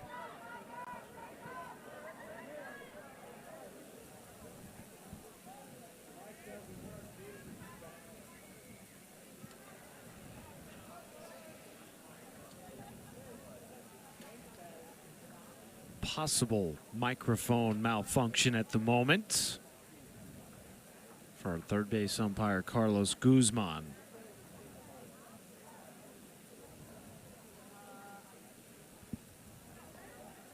Here's another look at that tag up by Savia Morgan. And they did review it and determined that she was safe and did tag up appropriately. Let's double check here. That ball is caught. Her foot is still on third base. Left in plenty of time. Bit of a shuffle by Charlotte Lorenz out there in left field. Had to kind of turn her momentum back to get that throw going towards home. Heads up base running again by Morgan to be able to tag back in time and give Tennessee the lead. Watch out for Emma Clark at the plate here. 3-run bomb in her last at bat against Jaden Heavner. Takes strike one.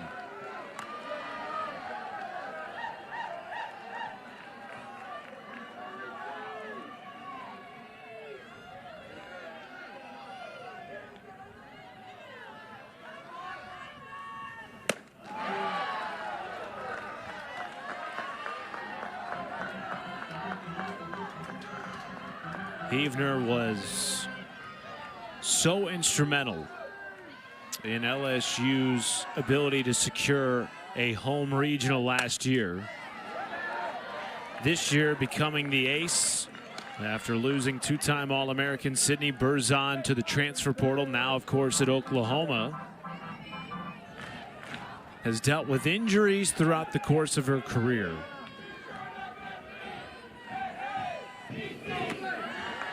But this year, Beth Torina told us, feeling healthy, feeling confident. And they're still learning what she's capable of, both in relief and as a starter. 1-2. She's capable of that, painting the corner on Clark to get out of the inning. But Tennessee does damage. They lead at 5-4. A home run to start off the inning, but it's Jaden Heavner with the strikeout looking to end the inning for the Tigers. Tennessee up 1.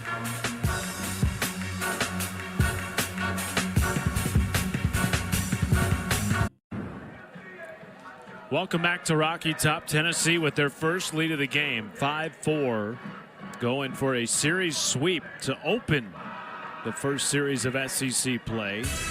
And at 22-0, they are already tied for the third best start in program history, behind Monica Abbott's 06-07 Lady Vols teams, which both reached the Women's College World Series. Megan Rose Smith, a part of both of those teams as well, pitching coach for Tennessee on both the 06 and the 07 teams. So far 22-0, looking to be 23-0 after the first series of SEC play. Alabama also came into the weekend undefeated as well, and so far they are beating Ole Miss 2-0 in the bottom of the 7th inning.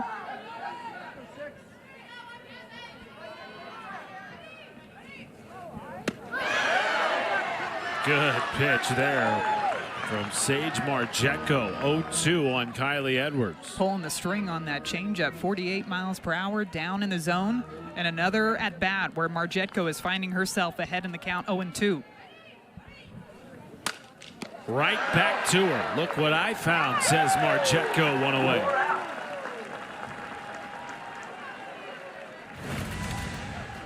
Marjetko working this pitch on the outer half. Looks like one of those curveballs away, and because she's ahead in the count, she gets Kylie Edwards to swing and expand that strike zone for a ground ball right back to Marjetko. Riley Johnson and Avery Hodge still due up this half inning. Johnson homered for the first time in her career back in the third.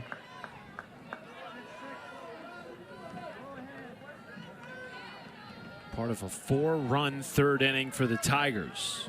Jumped out to that early lead as they did yesterday. This one hit hard to short. Fall handles. Second out of the inning. Another one of those hard hit balls off the bat of these LSU Tigers, just right to the Tennessee defenders. Bella Faw gets that second hop, a bit of a mid hop, but you see how she almost scoops it in and lets that ball travel into her glove. Nice job over there at shortstop.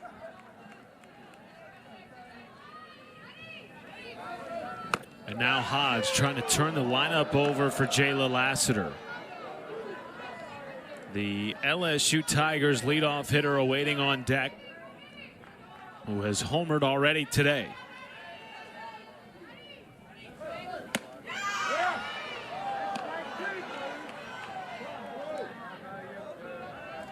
Lassiter has been their freest swinging, most consistent hitter so far this year for LSU. I was really impressed with the home run that she hit yesterday. It was a 2-0 changeup against Maddie Rutan that she just sunk into her front side. It felt like she just read it straight out of the hand and ended up blasting it over the left field wall for a big home run. Coach Beth Torina said she is all the things for this LSU team.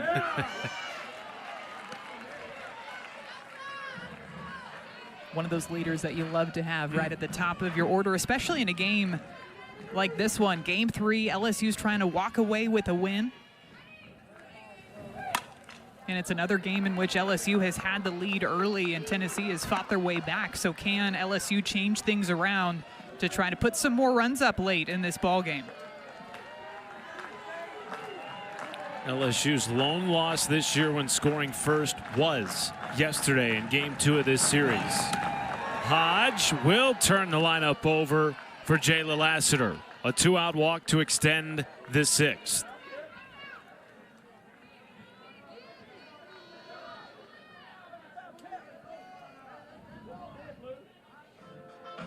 And with Jayla Lassiter coming up to the plate, Megan Rhodes-Smith, pitching coach for Tennessee, is going to make her way out to the circle to have a chat with Sage Marjetko and Elsa Morrison. And I'd imagine that this conversation here is talking about how they want to pitch against Jayla Lassiter, especially with the way that she hit. And the first batter that Marjetko faced in today's ball game was Jayla Lassiter, and she was all over this rise ball. 0-2 count, but she saw it straight out of the hand and hit it practically over the scoreboard, almost threw her bat over the scoreboard as well with that bat toss. And you know LSU would love to see another swing like that from their leadoff batter.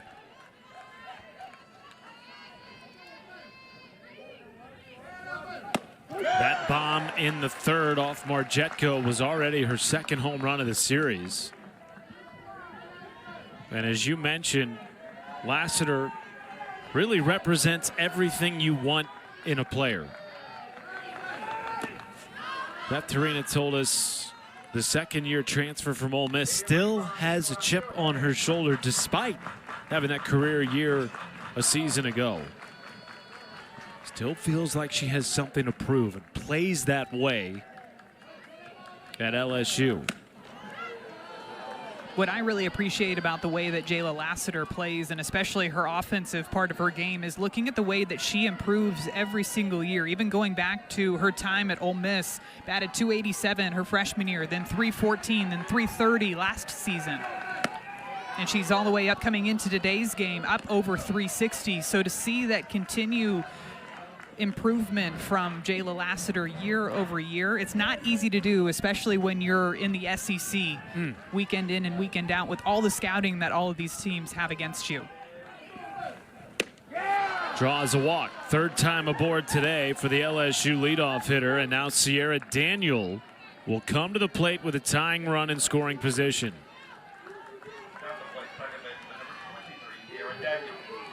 Back-to-back 2-out walks drawn by this LSU Tigers offense. And now can Daniel do some damage? Tipped it on the half swing. Sierra Daniels, one of those batters that can do a little bit of everything from the left side, so I'll be curious to see how Tennessee decides to play her defensively, knowing that she can go to that slap game, she can power slap, she can drop a bunt, but in a 2-out situation, LSU is looking to drive in runs. And a good take on that changeup down to the bottom part of the zone. It looks like she's scanning the defense to see where they're playing, but also on the last 2 pitches, looks like she's standing in there to swing away. Infield defense playing back.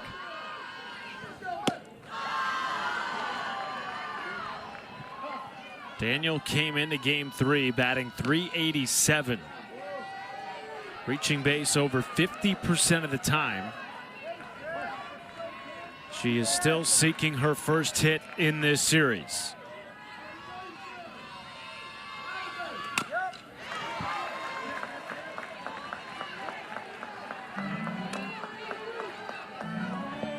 Described by her head coach Beth Torina as a gamer.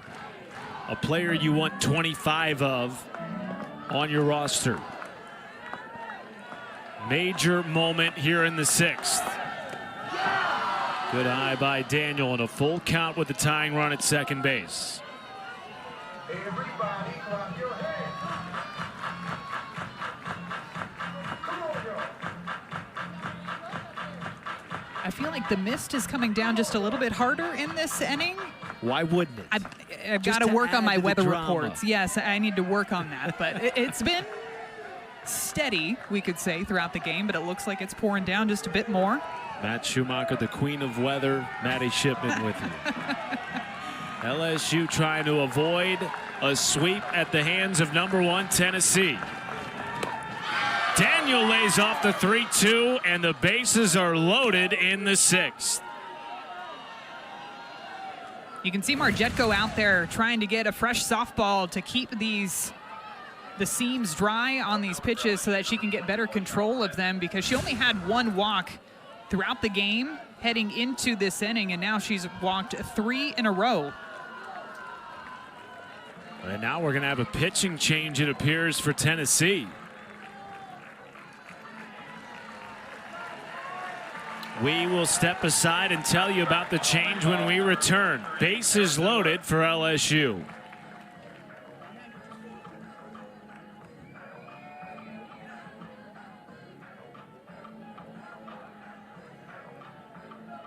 Appearance in back-to-back days for Tennessee. She started yesterday, was bounced before she could end the first inning, but then came back and closed the game in a victory for the Lady Vols. Kind of similar, but also a little bit different, but similar in the fact that she started the game, came out of the game, and now she's coming back into this ball game.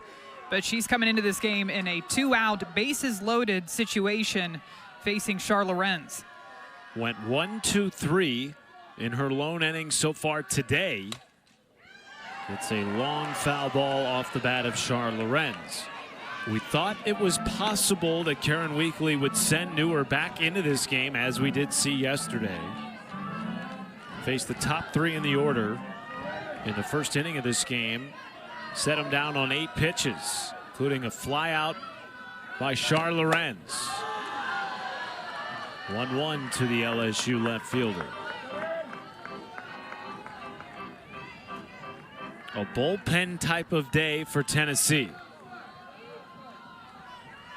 Tying run at third, bases loaded, 2 outs.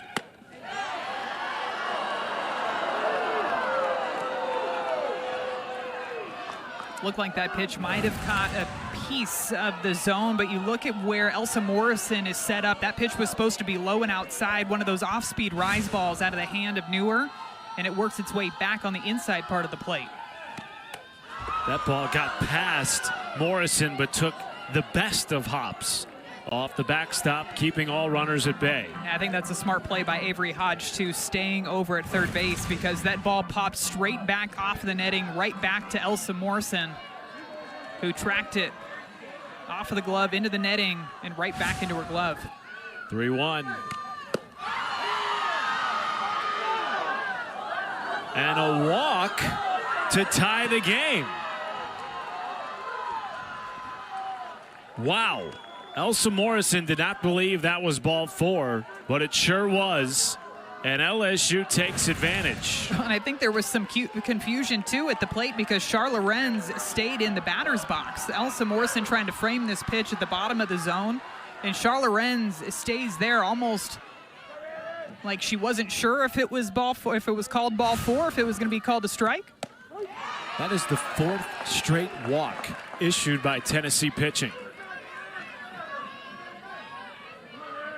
And now Macy Bergeron, who homered off Aaron Newer yesterday, comes to the plate with the bases loaded and the game tied at 5. Slow roller to short, Faw flips to second base, and that will do it for the 6th. We are tied at 5 as we head to the home half in Knoxville. Aaron Newer is able to get out of this jam, but not before LSU ties up the ball game with a bases loaded walk. We head into the bottom of the 6th.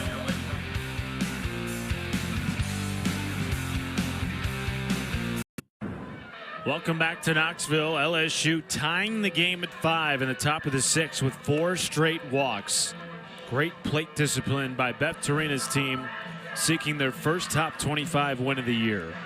First win against the #1 team in over a decade, and seeking to avoid a series sweep to start SEC play at the hands of Tennessee. And that's what stands out to me is you want to try to come away with a win, with this being the first weekend of SEC play. We know what a gauntlet SEC play is, and even looking at LSU's schedule, they've got Texas A&M coming up, South Carolina, Oklahoma, Missouri, you name it. They are facing some top competition across the Southeastern Conference. So every single win that you can accumulate throughout the year can drastically affect where you end up in the standings at the end of the regular season. Ooh, upstairs catches Gabby Leach. Go ahead, run aboard here in the bottom of the 6th for Tennessee. Exactly what you did not need if you are LSU, especially after they just tied it up. After that bases loaded walk, you want to come out and get the leadoff batter.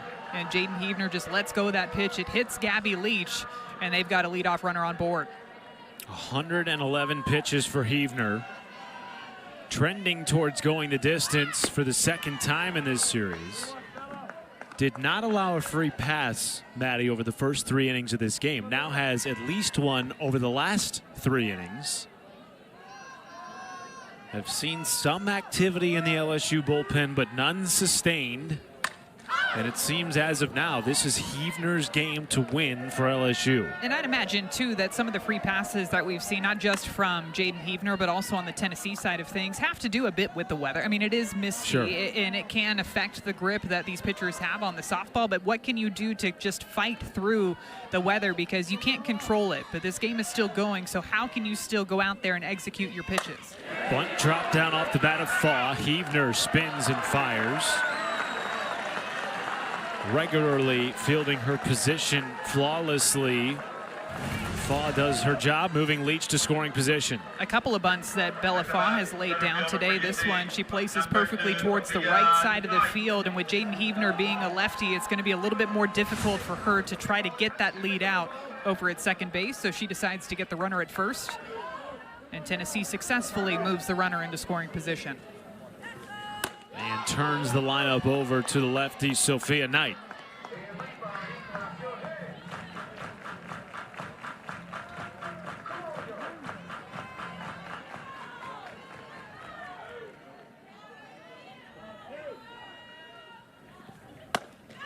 Knight hitless in game 3, but has put up video game-like numbers in her first season at Tennessee, transferring in from Boise State.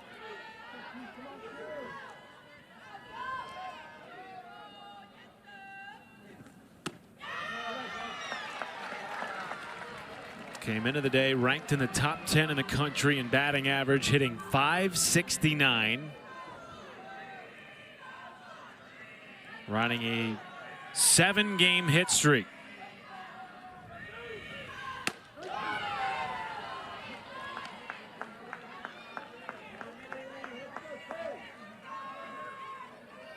such a tough out.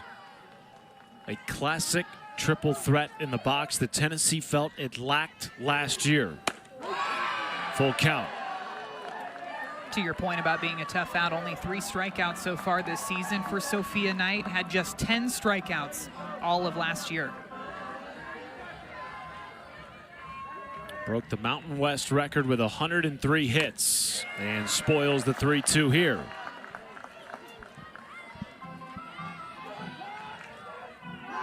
Sounds like somebody you should have in your leadoff position. Huh? You want somebody that's going to be able to get on too, but for her, being able to read the defenses and how they're deciding to play her, and Coach Karen Weekly having that versatility right at the top of the order.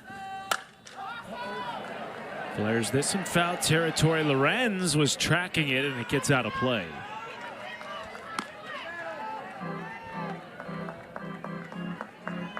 Heavner deserves a lot of credit for her performances in this series. Gave up just 3 earned runs, going 7 innings against Tennessee on day 1.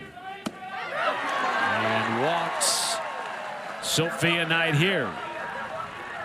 4th free pass for Heavner, who's up to 122 pitches in game 3. Tries to work this curveball away to the lefty. You can see how Bergeron has to cross to the other side of the plate. She was set up away, and that pitch ended up missing inside for ball 4. Now with 2 runners on, looks like Coach Torina is going to come out and have a conversation with Jaden Heavner and the rest of her infield. Was a top 10 finalist last year for National Freshman of the Year. And one of the interesting things that Beth Torina told us going into the regional last season is that she felt like, from her standpoint in the dugout, the deeper Heavner goes, the better she gets. Regularly last year threw over 100 pitches. In fact, she did it 9 times during the course of the regular season. There's a deceptiveness in the way that she releases her pitches too. Even watching her from the beginning of last season, I find that when she goes to release her pitches, it's almost like she's hiding it back behind her body, especially if you're a right-handed batter. I'd imagine standing in that batter's box, it's hard to get a read of her pitches out of the hand just by the nature in which she releases the ball.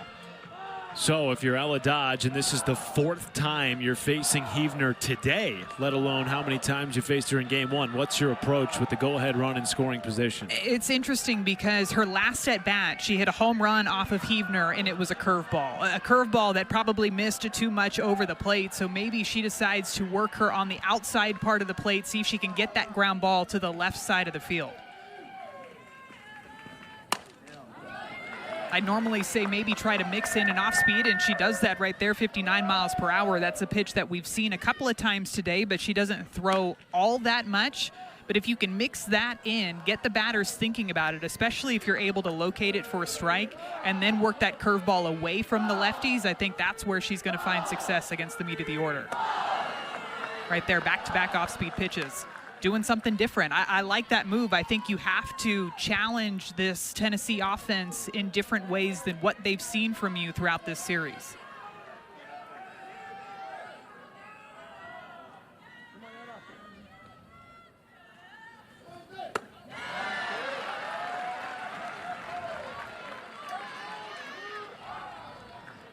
Dodge, who has reached base in 32 consecutive games, has been elite with runners in scoring position, batting .464. Pops this up left side, and it will get out of play.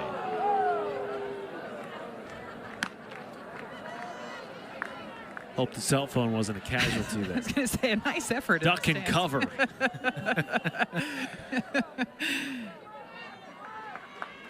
Now the great crowd at Sherry Parker Lee Stadium despite the rain. 2-2 in the dirt, picked by Bergeron. Keeps both runners at bay. Gabby Leach, the go-ahead run at second base. 3 off-speed pitches that we've seen from Heavner in this at-bat. Great job by Bergeron, but now you almost feel like Heavner has to go back to that curveball with this full count.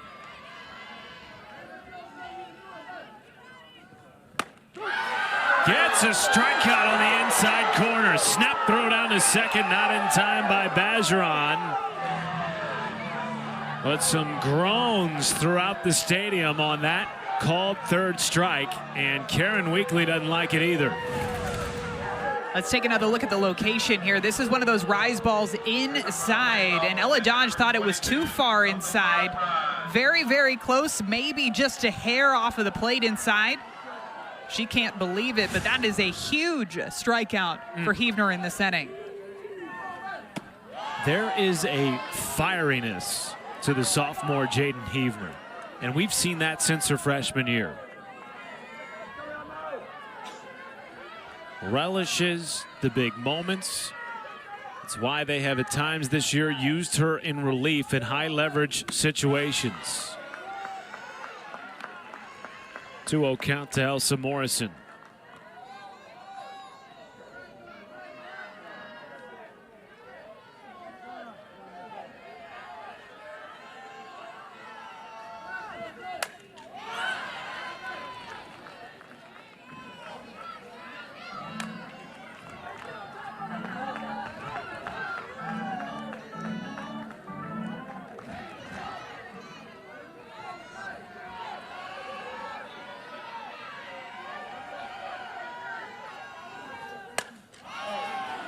Lady Vols trailed 4-0 in the third.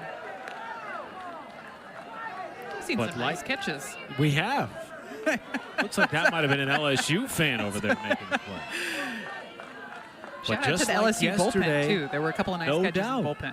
Just like yesterday, the Vols have come all the way back. This is flied into right, and Maddox McKee makes the catch. How about Jaden Heavner? Gets out of the jam to keep this a 5-5 game as we head to the 7th. Top game 3 of a highly entertaining series, and we've seen a little bit of everything this afternoon. Matt Schumacher, the former SEC Player of the Year, Maddie Shipman, as we head into the final inning here in game 3. I'm wondering if we're going to see some more home runs. We've seen the softballs flying out of the park. We've seen the bat flips flying out of the park. Pitching changes, a little bit of rain, some nice defense. What are we going to see in this 7th inning? You tell me. Look into your crystal ball. What's it going to take to win the 7th for one of these two teams? If you're LSU, what it's going to take is stringing together those quality at-bats, and they started to do that later in this game. You've seen them kind of score sporadically, put up 3 in the 3rd inning, 1 in the 6th. Good play there by Aaron Newer off the bat of Tori Edwards, 1 down. Took advantage of some free passes that they were given by this Tennessee pitching staff, and a staff that really hasn't given up a lot of walks this year. Coming into this ball game, of the 22 games that they had played, they had only walked 44 batters. So if my math is correct, that's roughly 2 batters a game, and they ended up walking 4 in the 6th inning alone. So a few more. Education. So a few more free passes given up, but LSU at times has started to get the offensive momentum going. Can they continue that against Aaron Newer in the top of the 7th? And if you're Tennessee, you're trying to do whatever you can to get back in the dugout as quickly as possible. Well, that'll help. Aaron Newer flashing the leather, back-to-back outs. How about that? Just a couple of pitches, too, with the way that she's throwing. That heavy drop ball that she's throwing at 68 miles per hour at the bottom part of the zone. She's somebody that doesn't need to go out there and rack up 10, 11 strikeouts, but she can get you out by just throwing that drop ball and inducing ground ball outs. LSU is going to pinch hit Ciela Pickett here in the 7 spot for Kylie Edwards.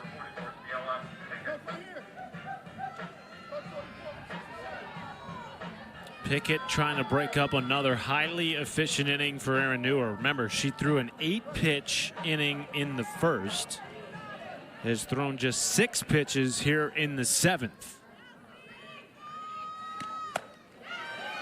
Pickett takes ball 1.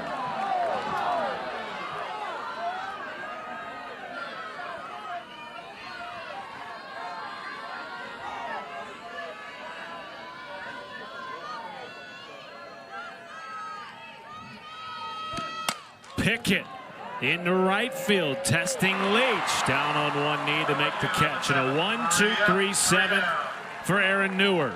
But Holly Rutan trying to win it for Tennessee when we return.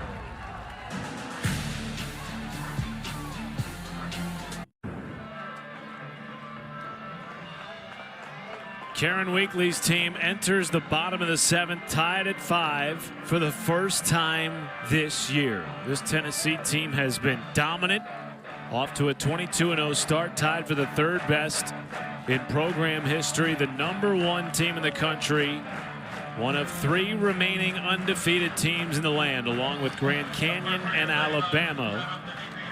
And the Vols have a chance to make it a 23-0 start and a series sweep to open SEC play. Strike 1 to Mackenzie Butt.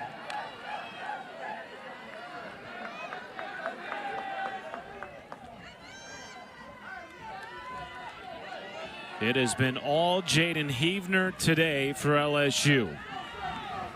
Her 135th pitch of the day outside for ball 1. And she's still pumping it in there pretty good too. 67, 68 miles per hour on those rise balls and those curve balls. We have seen the usage of the off speed go up quite a bit as this game has gone on.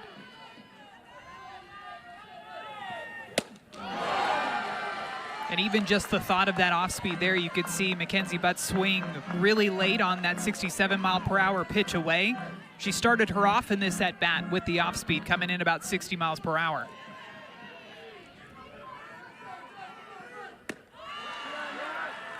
Mackenzie Butt has had success this afternoon against Heavner. In fact, she's reached in her last 2 at bats, including a double that was tattooed off the outfield fence back in the 4th. Lays off the 2-2, full count.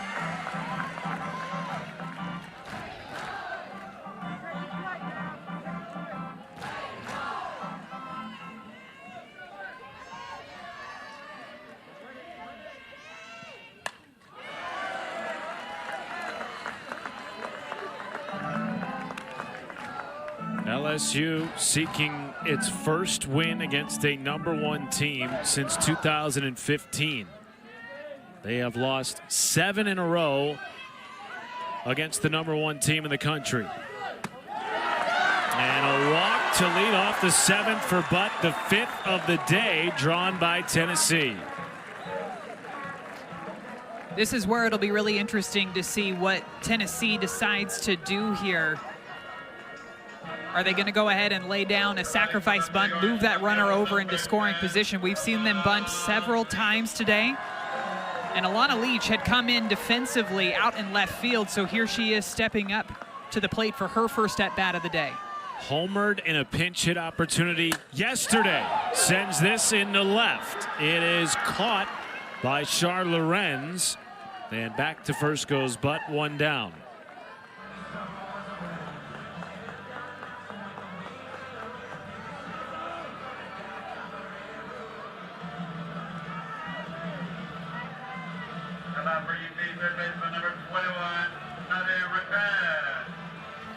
And now Maddie Rutan will come to the plate for Tennessee. Game-winning run is aboard.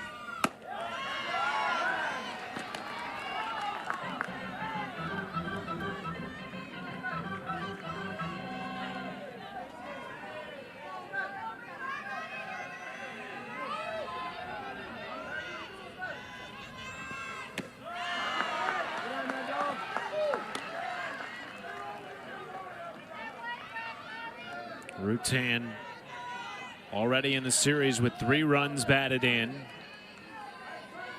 Also tossed 6 strikeouts in 3 2/3 innings in the circle for Tennessee in game 2. And that was the first time that she had pitched since February 14th. So she came in a really big spot, threw very well against this LSU offense. And now Tennessee's looking for her to come through in a big spot here in the bottom of the 7th inning. Hit a hard line drive out to left field in her last at-bat. Speaking of, line drive into right will move Butt into scoring position.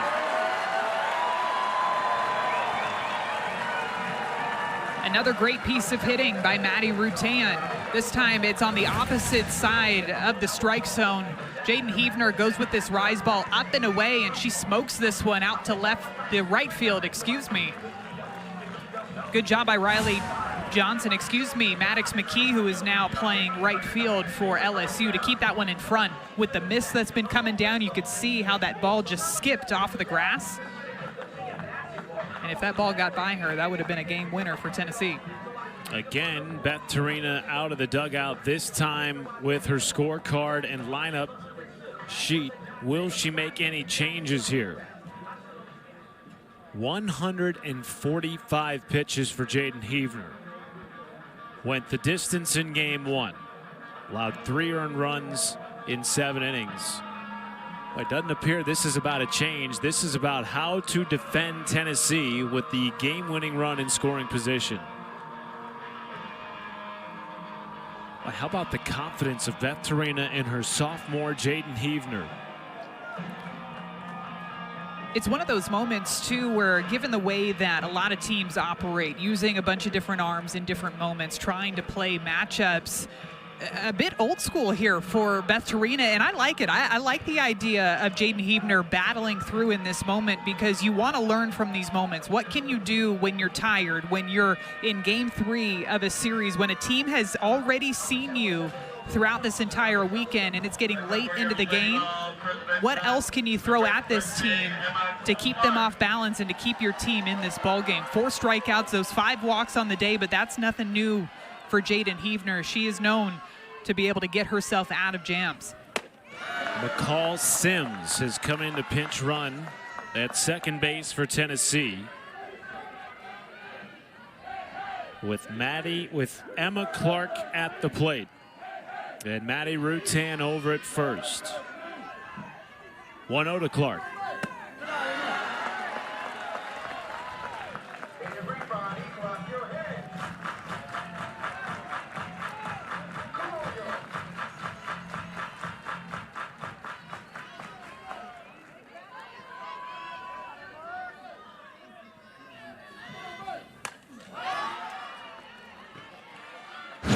Take a look at what Emma Clark did earlier in this ball game against Jaden Heavner. It's a rise ball up and away, went into that 2-strike mode early in the count, put the front foot down, and just let the momentum and the velocity of those pitches from Jaden Heavner supply all of that power with a huge blast out to right field. It was her 4th home run of the year in a 3-run inning to make it a 1-run game for Tennessee. On back-to-back days, we have seen the Lady Vols erase a 4-0 deficit, which until this weekend they had never faced so far this year. Clark left side, backhanded by Edwards, gets the lead runner at third, and there are 2 down in the 7th. Really nice pitch, too, by Jaden Heavner, working it more in the bottom part of the zone. We saw the home run that Emma Clark hit in her last at-bat. It was way up there. This time it's a curveball down at the knees or even a little bit below the knees. Over to Kylie Edwards, who has to backhand that one to Avery Hodge to get that lead runner at third base. 2 away for Gabby Leach.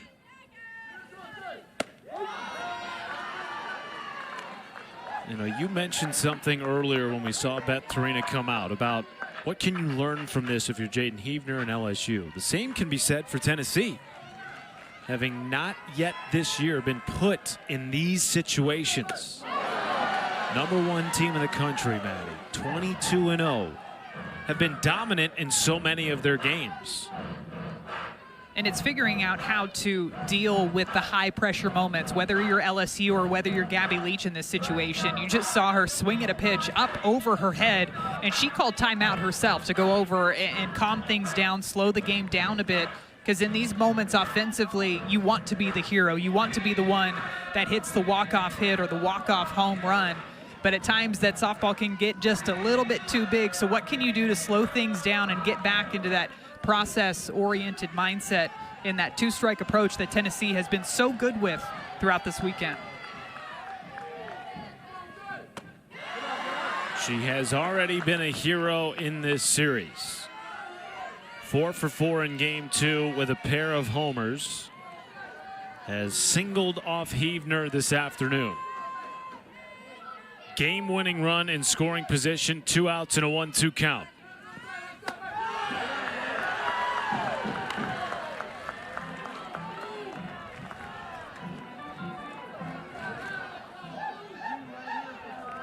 Lady Vols with a win can tie their second best start in program history.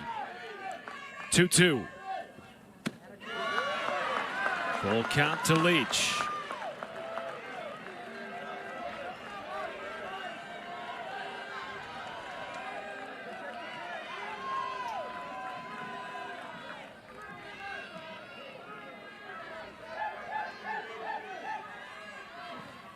Leach laced down the right field line and fouled.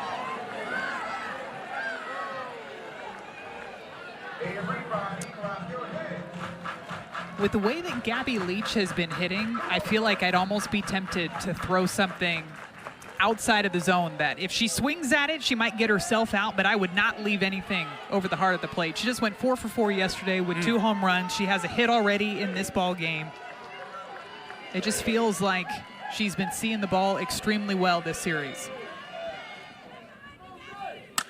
Takes the 3-2 into right. Walk off for Tennessee!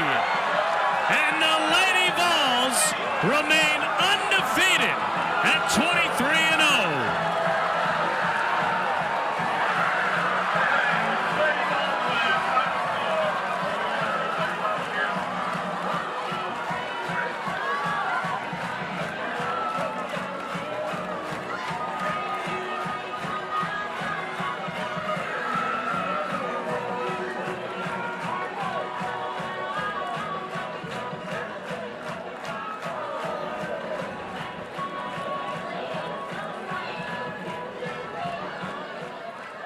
LSU will challenge them whether they want to let earlier spring state.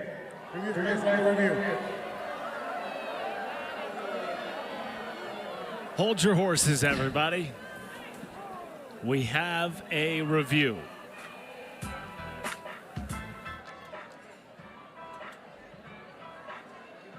If it stands, wow. Gabby Leach potentially has just walked it off for Tennessee.